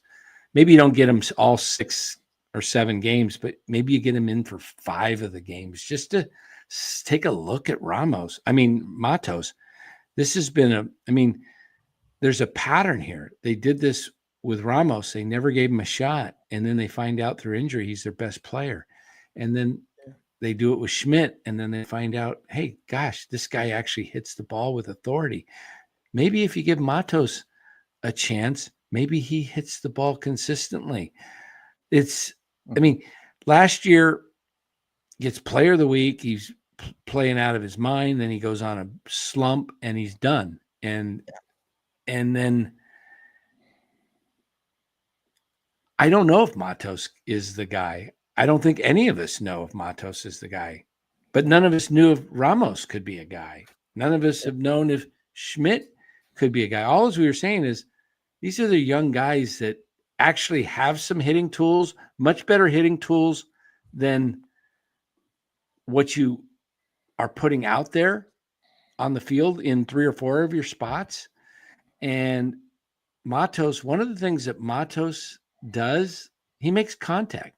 He does strike out like every major leaguer, but it's like half of what the other guys strike out, in the lineup, except Lee. I mean, Lee's has a decent, but when it comes to some of the other guys, why don't we see if Matos can be a contributor to this team? Why do we have to play this platoon thing? And I know Yaz is playing well. Okay, he's done well. I'm not knocking Yaz, but he is going to probably walk after this year. And you just had another year of Matos where you got no real shot again. But it's a frustration for me because I thought the opportunity was there for him to play in the beginning of the year, and then they started the platoon. He clearly was the better hitter in spring than Yaz, and they pretty much platooned him, and he lost all of his rhythm, lost his timing, lost his confidence. And when a guy goes up there and realizes looks like I'm going to be playing. It's Tuesday. Oh, looks like we're facing a lefty on Sunday. I get to play. And then he comes Sunday, he says, I better produce, or I'm not going to, if I can't hit the lefties, they're not going to keep me. And that's pretty much exactly what happened. I think he just pressed. And, I think the reason you're seeing Casey start to perform well is just like they had no other options. Hey, you're our third baseman. Yeah. Just go out there, and he knows he's going to be playing. Anyway, I want to hear from Lou too on his thoughts on what he would do, because he may have some completely different thoughts than what Cody has. All right. Well, this is what I would do. Okay. Well, I would try. This is going to be interesting. This could be. If Buster called me and said, Lou, I'd go, I want total control. I would do. First of all, I would do this. Get rid of some of the Farhan layovers, as I call them. First of all, I would fire Randy Wynn, tell him to go back to the pregame, because I've never seen our base running so bad. Obviously, he's not doing a good job. That's number one. Number two, I would get rid of Matt, Pat, and Melvin, and I would bring in David Bell. Okay, at least he's familiar with a lot of the youth because he used to run the minor league program. He should have been the manager to begin with before Kapler. And I know I've spoken with Cody. Our minors have never been the same since he left. So you get somebody sort of familiar with the program, but you got to get rid of this Farhan layovers. Boom. I would then talk to Verlander and Bailey and say, guys, it's just business, but you guys have been traded to the Atlanta Braves. Why? They need their star pitcher isn't the same. He's actually, instead of only 3 weeks on the DL, he's out the rest of the year. So they need someone just, senior leadership. You save the money with Verlander, and we pick up Drake Baldwin, 24 years old, stud catcher, bats left. Atlanta, I don't think will get rid of him for that. But. Well, that's why we're giving up. We're giving Bailey and that. The other thing too, you're gonna have to give up one, at least somebody that could hit. So you got to make something drastic, because I think, and it's weird, Cody, because I don't know if you ever seen Eric's show or the Hot Corner. Mm-hmm. One of the things, one of our commentators, all he ever puts up is a shamrock. I think this team in 81 games is lucky to be where we're at. I don't think we're as good as we think. I think right now, and I use this terminology, who you play when you play, the Giants are actually who they are. I don't think we're going You to are hit what better. your record is. Yeah, exactly. And I think we have until, and I've been using this date now, till July 13th. If this team does not improve on the aspects of hitting, runners in scoring position, you got to really start thinking you have 2 weeks till the trade deadline. Because if we play like we're doing now, we're going to be at 500 by July 13th. If you look at our schedule, we're playing against teams that have better starting pitching and better hitting and then better situation hitting. I think the problem, and a lot of the fans on the chat say, oh, we're playing Miami at home, we're going to take 2 out of 3. Oh, we're going to the White Sox, they're horrible. Nobody even knows White Sox. Their White Sox farm system has better pitchers, are like number one pitching staff in all the minors. So they're about a year away, 2 years. Yeah, they can't hit. But, you're just not going to walk into Chicago and just take 2 out of 3, especially with a team that can't hit. So I'm giving till, and then I'm making the change with Bell up there. You got to do something different. You can't keep having the same mistakes. We keep talking about the same things. The season's half over. Running mistakes. Third base I'm coach. not sure if you can blame Randy Wynn, though, for the running mistakes. He's in the minors. He was the man that went to spring training that they said to help with all the basting. Dan, you have probably come on this show this year at least several times saying, what is wrong with our base running? I know kids that are 8 years old that can run bases better. Well, it's unbelievable. I do agree the base running is bad, but it's horrible. I don't think but you got to pin blame that on somebody. Randy Wynn, though. And they hired Wynn to do that. That's why they hired him. And he's more of the minor, though. He's more of the minors. He's director of we don't know the impact of Randy Wynn yet. Not half a season, unfortunately. I get people that talk about like revamping the way they're developing hitters and things like that all the time, and it's like, we're in year 1 of this new. Their last regime, I think it was proven they couldn't develop. Oh, I agree, but why do we still have some of the old regime that we didn't like to begin with? I thought and Buster just. I love your idea of Drake Baldwin, by the way. Yeah. I think you'd have to give up a significant hitter in the minors. How about Harry Ford? To get Drake Baldwin, Seattle. If you're giving up Bailey, you're getting a better catcher than Baldwin. Baldwin's not bad, though. He's a pretty good receiver, but he's not Bailey behind the plate, but he's like an anchor in their lineup. He's an anchor. You would have to give up. Well, you got to remember that they're having problems there. They lost the race. Yeah. I'm just thinking outside the box because they're more likely to trade Murphy, honestly. Yeah. But they like having first, but they do. That's how they've done it. I'm trying to go by one of our weak spots. We have a guy that can't hit. Hey, we got to do something. And the other thing too is the reason why I wanted to bring David Bell on is I actually hate where every game. We have somebody batting first, third, fifth, eighth. Nobody knows their priorities of where they're batting. I hate that we don't have any consistency. It's still part of the Farhan effect. It doesn't matter if it's a right-hand, left-hander. I liked it when Lee was batting third to begin the season. We were successful, or him leading off. Now he's batting seventh. Casey, because he's hot, has gone from fifth, sixth, seventh. There's no continuity, especially we have to do something when you have 3 duds batting seventh, eighth, and ninth. I'm sorry, but, it's getting to the point now where July 13th, and I'm telling the team, hey, guys, there's going to be major changes. Buster said we're here to win. Well, then you know what? You made one trade. You got to do something because the rest, the Dodgers are going to win this division. We all know that, okay? So we got to settle to try to get in the wild card and be competitive. But, if we don't make the wild card, I don't think Melvin's a great manager. He's not a difference maker, and we're talking about, we're upset that his hire was the third base coach, Matty Williams. Keep forgetting about, we got to think about the Giants, a new generation now. I don't care about Giants players that played 20 years ago. It doesn't do anything for me. It doesn't, 10, 12, and 14, they're over a decade ago. We got to start thinking fresh. We got to start being sort of like other teams that are going to be successful. I'm just, you guys put me in charge. If you don't want it, fire me after one day. But you got to make changes and you got to think outside the box. And last but not least, whoever says the Giants had 32,444 when there was nobody there tonight, whoever's in charge of the attendance, I want to fire that guy. Because Kuiper again tonight goes, another great crowd of 32,400. My God, the club level wasn't even half full, and there was nobody on the upper level. Lou's going to be firing everybody, man.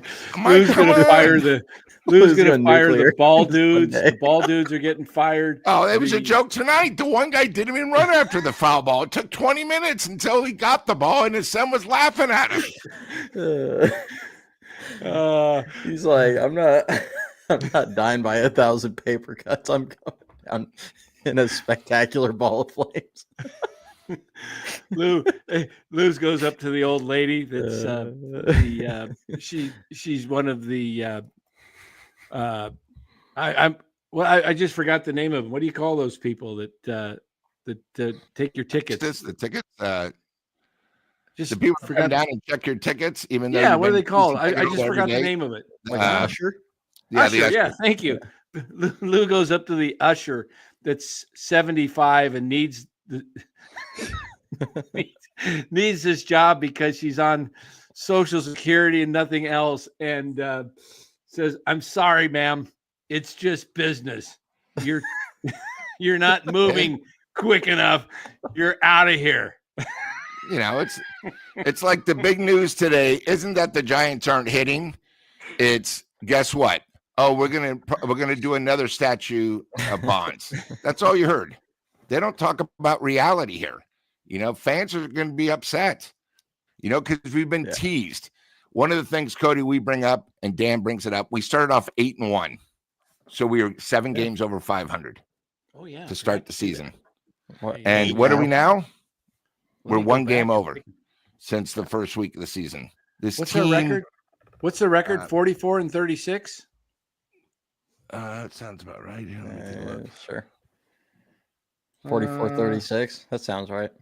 44-36. So that means they are 36-35 since the first week of the season. There we go. We'll put and then Cody, the one thing too is I just hope Buster, you know, he made the one move for Devers, which I love. Okay. Yeah. I loved it. But you can see this team needs more. And the other thing that I liked is he actually did it early. So he can put Devers in now, see what he really needs. Because if you look at the wild card, there are some teams that are having better years than they expected. And then you have teams that aren't doing that well. Like Atlanta, you know, right now they're still below 500. Hopefully with them being healthy, they got a chance. But here's the other problem. You have teams like St. Louis that wasn't even expected to be 500. They're 7 games over. You know, you got the Cubs. You got, you know, the National League is sort of tough this year where there's a lot of teams that are going to be competitive for the 3 wildcard spots. And I just don't feel confident for what we have now that we're going to be a playoff team. You know, you don't hit, you don't go anywhere. So I got you. I'm putting you on the spot, both of you. Giants make the playoffs, yes or no? Honestly, I think it's a coin toss at this point. I feel like they should, is kind of how I feel, but I'm not 100% confident because of just there's a variety of things that can go wrong. Yeah, I mean the pitching staff, they're asking a lot on it to hold up. I think they're capable. The bullpen's so good that it can shorten games, and it's done it some a little bit. I have concerns on the back end of the rotation. I feel like at some point Verlander will throw it at least somewhat like he did at the beginning of the year, but also wouldn't shock me if he just doesn't at any point. And Ray and Webb have been really good. So like they're putting a lot of pressure on the rotation. I think the bullpen will hold up, though. They've done a good job eating innings out of the rotation. Deloaded saying, make a call, fellas. Don't be wishy-washy. Yeah. Well, and this is the problem, though. We have Matt Chapman's on the IL. Casey Schmidt just took one off the hand. We don't know if it's going to be minor or major. Obviously, the X-ray is negative. That's great, but we'll know more. Devers just got here, and he hasn't hit great since he's been here, but it's been 8 games.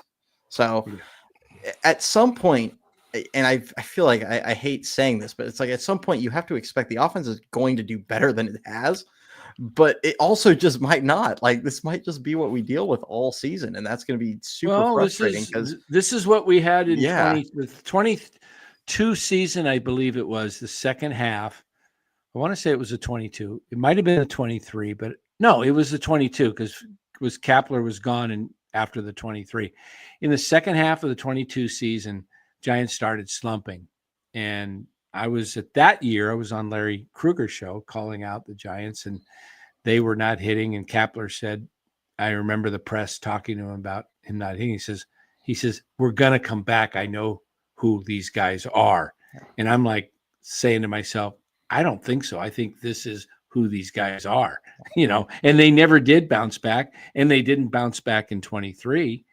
And we kind of saw a lot of it last year. The Giants hitting philosophy is different than what I see, like we talked about Otto Lopez tonight, just reaching out and hitting a 2-strike pitch into center field. Just the situation called for it. This is something I know that is frustrating to Buster because he watched the playoffs last year. And when he took the job, he said, we're going to focus on situational hitting.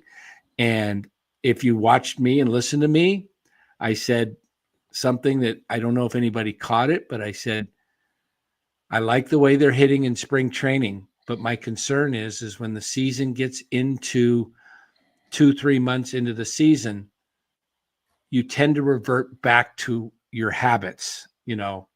Everything you did in spring training gets, now you're not facing some guy who's just showcasing who's in Double-A and he's pitching.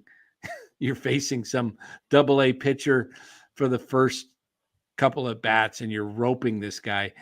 You're facing guys that are major league pitchers that know how to get you out. They know how to get your weaknesses. And what happens is you usually revert back to it's kind of like, what's that, muscle memory, right, guys? Mm-hmm. We do it in life. We don't even realize it. We just do it in life. We revert back to our old habits. So that was my concern. And unfortunately, we're seeing that come true. I want to get Deloading says the Giants are going to make it. He says Buster's going to make moves before the deadline and revamp. That may be true, Deloading, but you're also facing several other teams that are going to be vying for the same pool of players. And the Giants don't have the packages. They're going to have to overpay if they want those guys because other people can offer more for what those guys are worth. It's going to be more incremental, honestly. Yeah. It's going to be like we were talking about earlier, getting a little bit better right-handed, whether it's bench bats at catcher, outfield, trying to improve your performance against left-handed pitching, which has been horrendous this season. It's going to be little things like that where they're just going, hey, this can help us squeak out 3 extra wins in the second half or whatever. It's that margin that they're trying to just get over the hump. And the whole thing, like for me, where I struggle with this team is their pitching is good enough that if the offense gets hot for a month, this is a team that could put up like an 18-8 month or 19-7 or whatever, because they don't need to score a ton of runs. If they just get like one good month out of their offense, they could propel themselves well into it. But conversely, their offense has been so inconsistent that if they have one bad month from their starting rotation or their pitching staff, it's going to bury them because they're not scoring. So it's like, I get people saying, don't be wishy-washy, you got to pick, but the reality is like they're in position right now to be a playoff team. And you kind of just have to let them play the games to see what happens, because in the next month, if the offense decides, all right, we're going to show up, Chapman comes back, Devers starts doing what he's doing, Lee, at least, I mean, he's hitting like 200 since May. If he just at least kind of gets back to being a 270 hitter, I know I'm throwing a lot of ifs out there, but it's like these guys that you are expecting to be good hitters, that you're paying to be good hitters. If Willy Adames has one of his months, I've seen him have a lot of hot stretches in his career where he just carries an offense for a month. It's not unexpected, no matter how bad his season's being right now. Like, it's not that outrageous to think, oh, this guy will have a month where he just goes off. Like, I agree. I agree so with you. it doesn't, like, it's like I said, it could really swing hard one way and it could also swing hard the other way. And I think this road trip the is way. going to define them a lot. I think it's going to be good for them to get. Devers has been pressing, first series against Cleveland. He's, everybody's expecting him to be the savior. And then he gets through that series, and then all of a sudden he's facing his old team. And then it's like, okay, I got to perform for the home crowd. Let him get away. Let him get to some familiar cities he's more familiar with. He's going to be going, Chicago. And then he'll be, well, I guess you go to Arizona, which, he's played there a little bit, and then he's never been to SAC. But I do think this trip in Chicago can get them right. If they can win tomorrow and somehow go into Chicago and just really sweep them and get back on the right track and start feeling good. And if Casey's hand's okay, and if he just has to miss tomorrow and he's back in the lineup Friday in Chicago, all is well. They have to take advantage of these. They're not a good enough team to be like the Dodgers and say the Dodgers go in a funk and lose 7 of 10 and, go 3-7. And the Dodgers is like, okay, well, we'll just go win 9 of 10 now in the next 10. We they're not that type of team. I'm going to say that this team, I'm going to stick with my original prediction on the season, which is 86 wins. And I told you that they will be in the race the last week of the season. And I hope I'm wrong. I'll just stick with my original thing and say they fall short tonight. But I hold the, right to change my mind next week. That's how baseball is. It changes daily. I think this team can make the playoffs. I hope they make the playoffs. I did say before the Devers trade they would not make the playoffs with the current roster, and I was firm on that. They were not going to make the playoffs with their current roster before Devers. They have a much better shot now that they have Devers, but I still think they're a player or two away. And they don't have to be stars. They could be around the edge players. I wish Atlanta would fall out of it because I think you could get Marcell Ozuna that would fit very nicely in this lineup as a DH and play Devers at first base. And then you can have Wilmer on the bench with Dom Smith. And now you have a solid bench of right, left guys that can come up. And Ozuna wouldn't cost you a lot because he's a free agent. And he's a guy that can hit you the long ball. He can hit you 270, gives you good at bats. It definitely lengthens the lineup. And now you could put, you would have really 2 true professional hitters in Devers and Ozuna. And then, of course, you got Ramos in the lineup and Chapman and, Adames. I think everybody gets better if you can do something like that. But I don't know if they'll be able to pull that off. I do think Atlanta, depends on what Atlanta does here in the next month. If they start hitting the ball off the cover and their pitching does anything, Atlanta is going to be right in the thick of the wild card at come the trade deadline. They're going to be either in a position of the wild card or within 2-3 games if they play to their potential. So, and that's not good for the Giants, because if Atlanta does well, and then you got San Diego, and then you've got either the Mets or the Phillies in it, along with the Braves, it's going to be tough. Not to mention a couple of the other surprise teams like St. Louis and Cincinnati and Milwaukee. I don't know how long they could hang on, but Milwaukee's got something that they got this kid that I had on my fantasy team, like an idiot. like an idiot. I had him in the NA position, and I read something that said he wasn't coming up, and then I drop him, and 2 days later he comes up. Mizorowski, the guy, five no-hit innings, then 7. and He outdueled Paul Skeens today. The guy, Today. yeah. So, and you know what? The one thing I'll say, because we obviously we all hyper focus a lot on the Giants and whatever flaws they might have and etc. If you look at the other teams, it's not like the Giants are the only team that are flawed. Like exactly, that's what we said last night. Has problems. Absolutely. And who has the fatal flaws? I mean, you never really know until the games are played. That's why you play the games. But it's every single team that are in these races. And I mean, I think Arizona is going to fall out of it. They're 2 games over 500, but like they're an example. Their pitching is terrible. Oh, they're like, awful. It is Zach Gallen got awful. drilled today. It had one good pitcher, and he's hurt and out for the season at this point. Gallen's fallen off. Merrill Kelly's getting old. I mean, they honestly ought to just like hang him on the end of the bench to pitch 4 times a year against the Giants and call it good, because it's the only team he ever throws well against. You're talking about Kelly? Yeah, Merrill Kelly. He's actually been pitching pretty decent this year for some reason. Has he actually turned it around? I mean, good for him if he has. But I mean, every time I look down, he had like mid. But they're in trouble. They're hurting big time. Fat's been underperforming a ton. Eduardo Rodriguez. I mean, we talk about bad contracts on our team. He's been terrible. Like they have problems. Atlanta's got problems. Cincinnati has been super inconsistent. Their pitch, I actually like some of their pitching a little bit. Their young players are struggling to get going.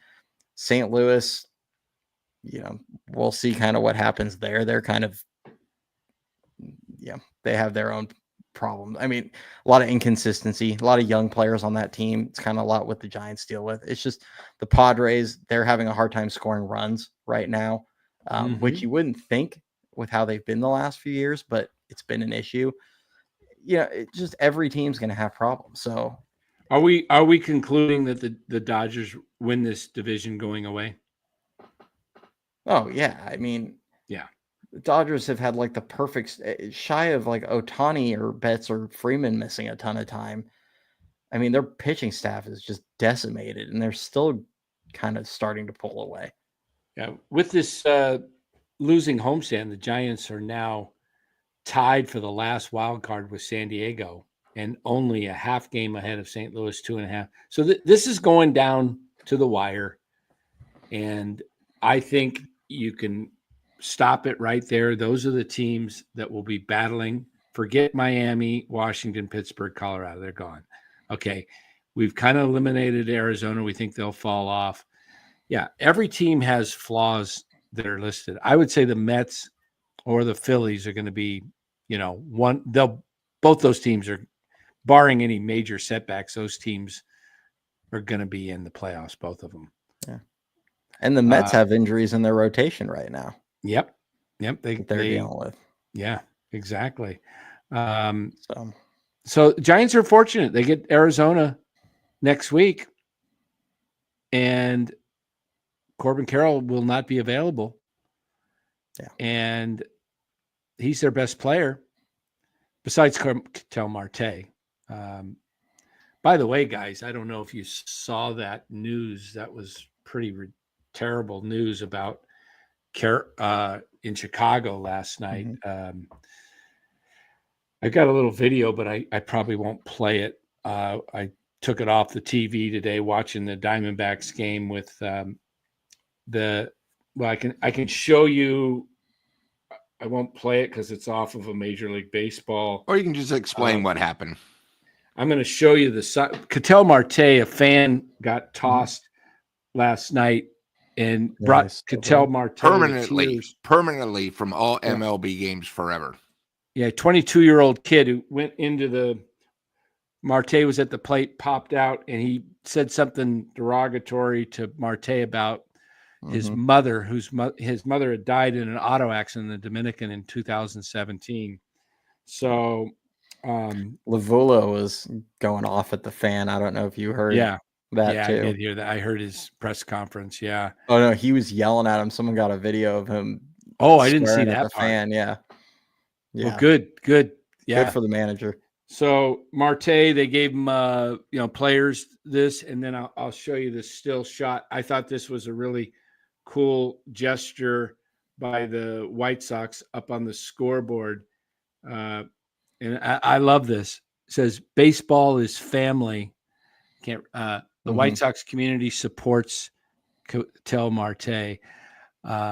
Good for the White Sox. They contributed some money to a fund that's in his mother's name. I'm not sure, to the lots of things going on, but look, guys, you can go to the ballpark and you can call people a bum, and you could get your voice out with your paid ticket and say funny things to players. Players are used to that, like you're a bum or this, that. But don't get personal with these guys' personal lives, with their families. Come on. There's no room for that.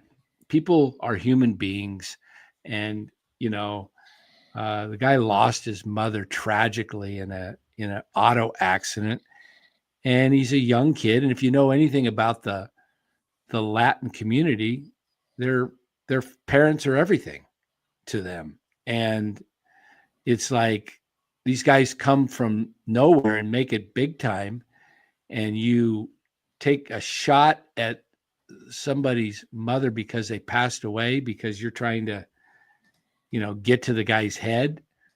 And come on, the people are human beings, and you should never, just because you have a paid ticket doesn't give you the right to say something about, I don't know. I just think that's one of the worst things you can do out there whether it's your, football, basketball, whatever sporting event you're at. When I was younger, I used to like to ride the players as far as the opposing team, but I'd never say anything derogatory about them personally, just about whatever. But I go to a game today, I don't even talk to. I just want to watch the game. I have no interest in yelling at any players personally, but that's me. That's where I'm at today. But yeah, that's right. Every professional athlete should get one game to go after into the crowd and call out a fan to fight. Yeah, that would be something. Yeah. Once a year, you get to just like point at a guy and be like, usher him down onto the field. Yeah. Oh my gosh. I mean, Hey, yeah, go ahead, Lou. oh no, because I know Cody, I got your opinion, and I know the chat was probably waiting to hear my thing. I have a feeling this year, where 2021, where everything went perfect, this is a year where all our studs are just going to have bad years. I don't think this is a playoff team. Maybe. Since 2016, our second halves have been a disaster. Are you aware that except for 2021, we have not had a winning second half of the season? 2016, 2017, 2018, 2019, 2020, 2022, 23, 2024. We've had losing seasons. So how, with a team that can't hit, is it going to be any different?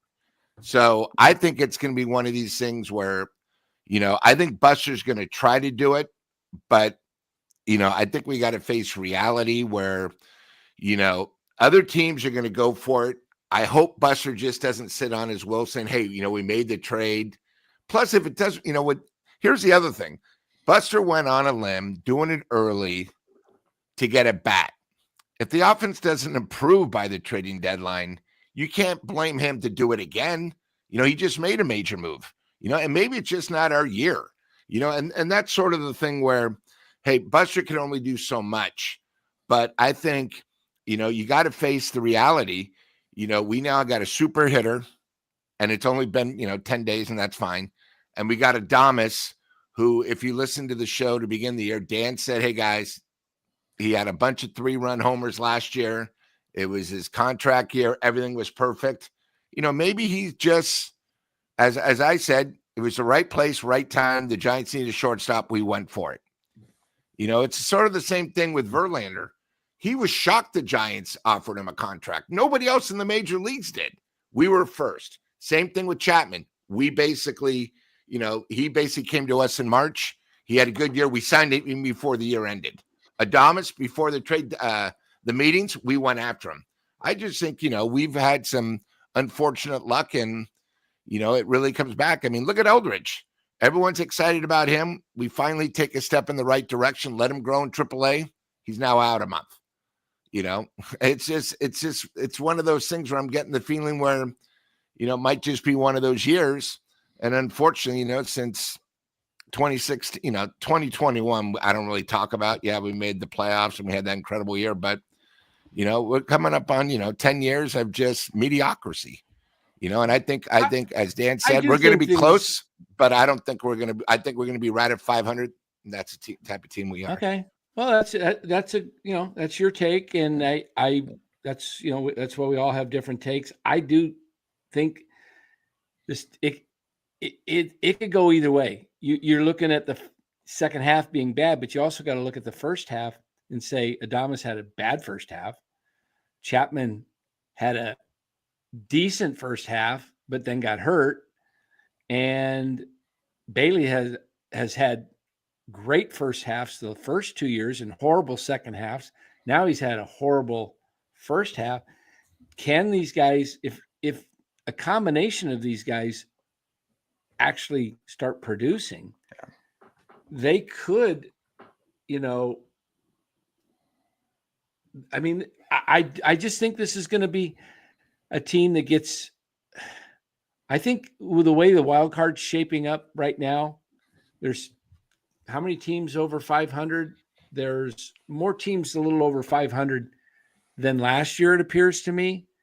You got the Mets, the Brewers, who are now in second, the Padres and Giants, 8 over, Cardinals, 7 over. That's 1, 2, 3, 4, 5 teams that are 7 to 8 over. I don't know if it's going to take, last year it took 89 wins. I don't know if it's going to be 89, 90, or if it's going to be one of those years where 85, 86 gets you in. Remember, the Diamondbacks got in. Diamondbacks got in at 84 2 years ago. Mm-hmm. 84 and 78. So it's going to be a crazy thing, but I think what Cody said, all the teams have issues. We talk about the Giants because it's, right in front of us and we watch it and we see it every night and we think the sky's falling. Look, guys, other teams, fans of other teams that are doing the same thing. Exactly. Look at the Mets. Mets couldn't beat Atlanta until tonight. They've been losing. But I think tomorrow, and then I'll let you guys talk, I think it's a big game because when they went to Miami, they saw Junk for the first time and he dominated. He went 4 innings, only gave up 4 hits, 1 run. The way the Giants are hitting, they got to win tomorrow. I think it's a big game. You don't want to go on the road after being swept by Miami, having a losing homestand. Then you go on the road. The other thing, too, about this road trip, it's going to be rocking in Sacramento. July 4th weekend, the Friday night, they got fireworks. Here's the thing I'm a little concerned about is pitching goes there and it gets destroyed. I know it's a little ballpark, but my God, it always seems like every team that goes in there scores 8 or 9 runs. The Giants have to perform when they play Sacramento, the A's in Sacramento. Yeah. And if we're not putting up like an 8 spot, a 6 spot, 8 spot, and our pitcher's playing good, then I'm concerned. Because every other team that's gone up there has been, averaging. It's ridiculous. So I don't know how you feel, Cody, but I think it's a pretty big road trip. Yeah. Yeah. Absolutely. This stretch is huge.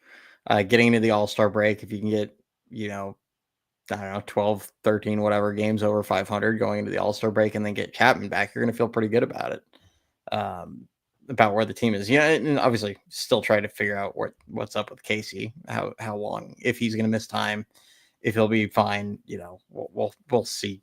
We'll know more soon there. But yeah, it's really tough to have a good feel on this team right now. Cause I do think, to your point about them falling off in the second halves, I think this team has a better chance of being able to not have that happen and it mainly is because of the pitching.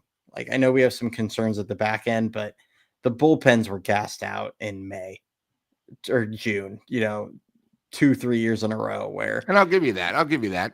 yeah. So I think the pen has a better chance of holding up all the way throughout the season, given that they've gotten a lot more length out of the starters. So I think there's at least a better chance. It doesn't mean they won't, but I think there's a better chance that they can hold it together. And then if the offense just gives you some improvement, whether it's just, Chapman comes back and keeps doing what he was doing before getting hurt, because we can all make fun of Chapman's production at times where he struggles with runners in scoring position. He's not a high average guy, whatever. He's markedly better than what we were getting at second base. And currently your second baseman is playing short or is playing third because Casey's going to be taking over at second. Right. So yeah, he's a huge upgrade over what we've been getting out of Fitzgerald or Koss or whoever. And if Adames, maybe Adames just doesn't have a great year, but if he can give you a 750 OPS in the second half or something, that's a huge boost over what he's given you. I mean, I look up and down the lineup and how many hitters are actually, how many hitters on this entire roster are actually outperforming expectations this season?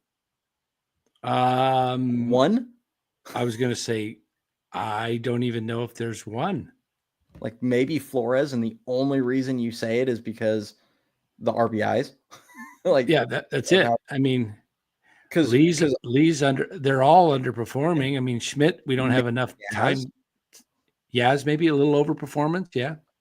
I mean, there's reason to believe in some positive regression. I mean, I still don't think it's a good offense, but there's room. I mean, Ramos, I wouldn't even say is overperforming. I feel like he's just doing what he was doing before the finger injury last season.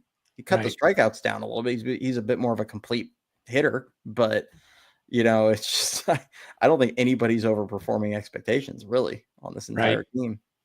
Hey, Casey would be the one guy, but a lot of us felt give him a shot and you don't know what happens. Yeah. So, yeah. And we got to get out of here. Otherwise we're going to have to start paying you double time. It's midnight. I just had to make a couple fantasy moves to make sure I didn't forget. Clock struck midnight and I had to update the roster. But Cody, great having you on. And there he is. And like clockwork at the very end is I swear he's a bot. He always shows up the light when we're closing. Hey, Cody, thank you. Like I said, I really appreciate all your work. It's great to hear, what's going on in the future of the Giants. Sorry to, be so negative, but being a fan, gets so frustrating with this team. And, but I love your work. Keep up the great work. And thank you for giving Dan and me an opportunity to have you on the show. Yeah, appreciate it. Yeah, Cody, great to have you again. We'll do it again. We'll try and work it out where the schedule. Maybe we've got July and August and September. Maybe we can do it once a month or something where we a good night that works for you and your schedule. But and Dan, can we give him? Is it evenyeardynastyshow.com or why don't we give the thing so that people can see it? And YouTube, subscribe to it. It's really good. Yeah, subscribe over to Even Your Dynasty Show, and Cody and Dan and Ricky, they do a really good job there. When's you going on next? Tomorrow night? Yeah, so we've been typically doing usually what we try and schedule out is Tuesday mornings. You're going to get the minor league report, the weekly update throughout the season. Sometimes if my schedule just gets like nuts, it gets pushed to Wednesday, but that's been pretty infrequent. Thursday nights, we normally do our live shows because it's usually either an off day or a day game. Most Thursdays, usually are travel days. Sometimes, scheduling conflicts, we might push it back, but those are the two things we kind of set in stone. I put out usually a video here and there, an extra one during the week. When we have opportunities to have guests, like we had Roger Munter, that was awesome. Sometimes we've been putting out, Dan and Ricky went to a San Jose Giants game a couple weeks ago. They got a couple 3-minute interviews with some of the players down there. Robert Hipwell, Jacob Christian, Hipwell, yeah. Jacob Bresnahan, and Jeremiah Jenkins. They all kind of stopped by. Dakota Jordan, I guess Dakota Maui, and a few other guys kind of were like eyeballing them and talked to them and said what's up and are willing to do it kind of in the future. So we try and get some of these minor league players on there. Lots of fun. Hopefully we get some other the guys. minor leaguers are great because they're willing to share and take the time, it's pretty cool. I think I've watched some games with San Jose. I like that Christensen. He's got a nice bat. Mm-hmm. He looks he's got big power potential. Yeah. I think he has the best right-handed power swing in the system. Right. And then they have, you got guys like Dakota Jordan, who is just violent and an absolute unit. That guy is like a physical specimen. It's like you look at him and you go, if this guy puts it together, this will be their superstar that they've been dying for. I mean, even like you have Bryce, who obviously the power and everything, but I mean, there's not, he is a legit like 5-tool potential player. The guy's built like a rock too. He can fly too. He's a freak athlete. He was a wide receiver, or he got recruited to D1 as a wide receiver. Yeah, if this kid makes it, it will be great. Yeah, he could be here in the 27 season maybe. And I think he's going to take a little time. He might, he's probably a little longer, probably closer to 28 because of his swing. He needs to cut down on the strikeouts. That was a problem for him in college at Mississippi too, right? He's improved it. Using the middle field a lot. I like what I'm seeing. For him to reach his full ceiling, he's going to have to pull the ball a little bit more because of the power, but he drives the ball into right center. I mean, he's and to the opposite way. He's a guy that you could see hitting balls off the bricks and standing on third a lot. Nice. Nice.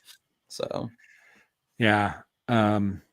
Well, appreciate you coming in, guys. Go check out Cody's show, Even Your Dynasty show over on YouTube. I know we've sent a lot of subscribers there in the past, and we've got some new listeners now. So Cody was on with us last year more frequently, but his family growing and busy with family, and his show is blowing up. He didn't have time for us. Yeah, exactly, man. Hey, there's a lot more Giants shows out there now. It's nice to see where Giants shows are popping up, which is great because they're more exciting to watch, even though these games are hard to watch. The home games, the night home games are really hard for me because they're all, 2 runs or less, right?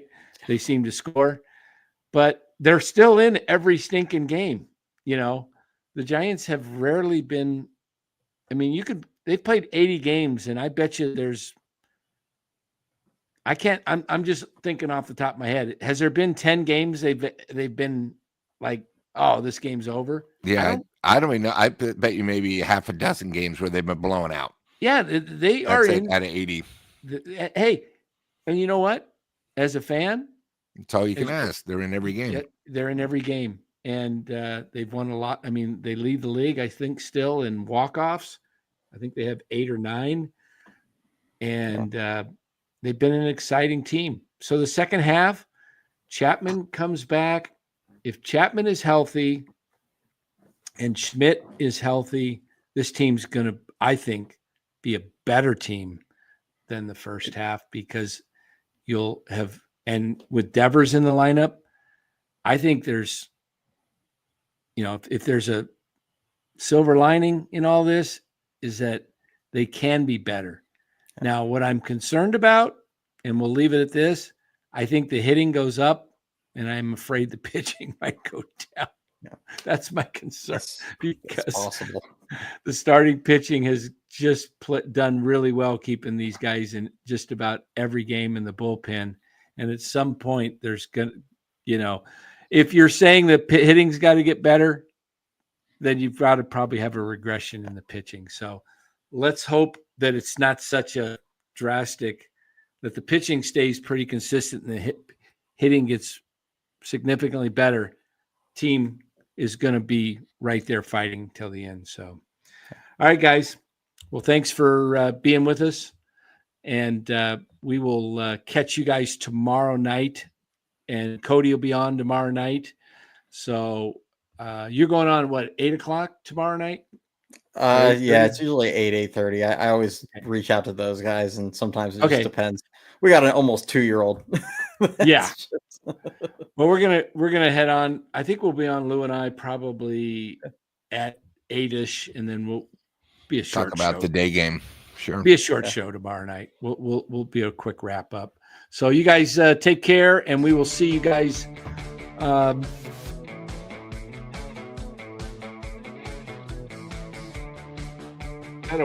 Is that a 12:45 or is that a 1:10 start? Let's check. 12:45 tomorrow. Okay, 12:45 start. So today, it's today. Today, yeah, that's right. Yeah, just in over 12 hours, 12 and a half hours. Get some sleep, and I guess you got work to do too. So, let's see. I'm just going to get your final chats as the music ends, and we will let the music play on out. Chardal already pandering for tomorrow night, I see. Give Cody a call. He might let you on tomorrow night. He said, "Can I be your co-host?" Go check out Even Your Dynasty. So you might be able to get on there tomorrow. Or Giant Sports Talk Live, Chardal. One of the three you might be able to get on. I saw him doing karaoke there in the off season. I about fell over laughing. That's great. He says, "Peace out." Okay, Chardal, you have a good night. All right. Well, guys, we appreciate you being here again. Make sure you do hit that like button on the way out. We do appreciate the like button. It helps the channel grow, and we really do thank you for that. You guys have a good night. We'll catch you tomorrow. Go Giants.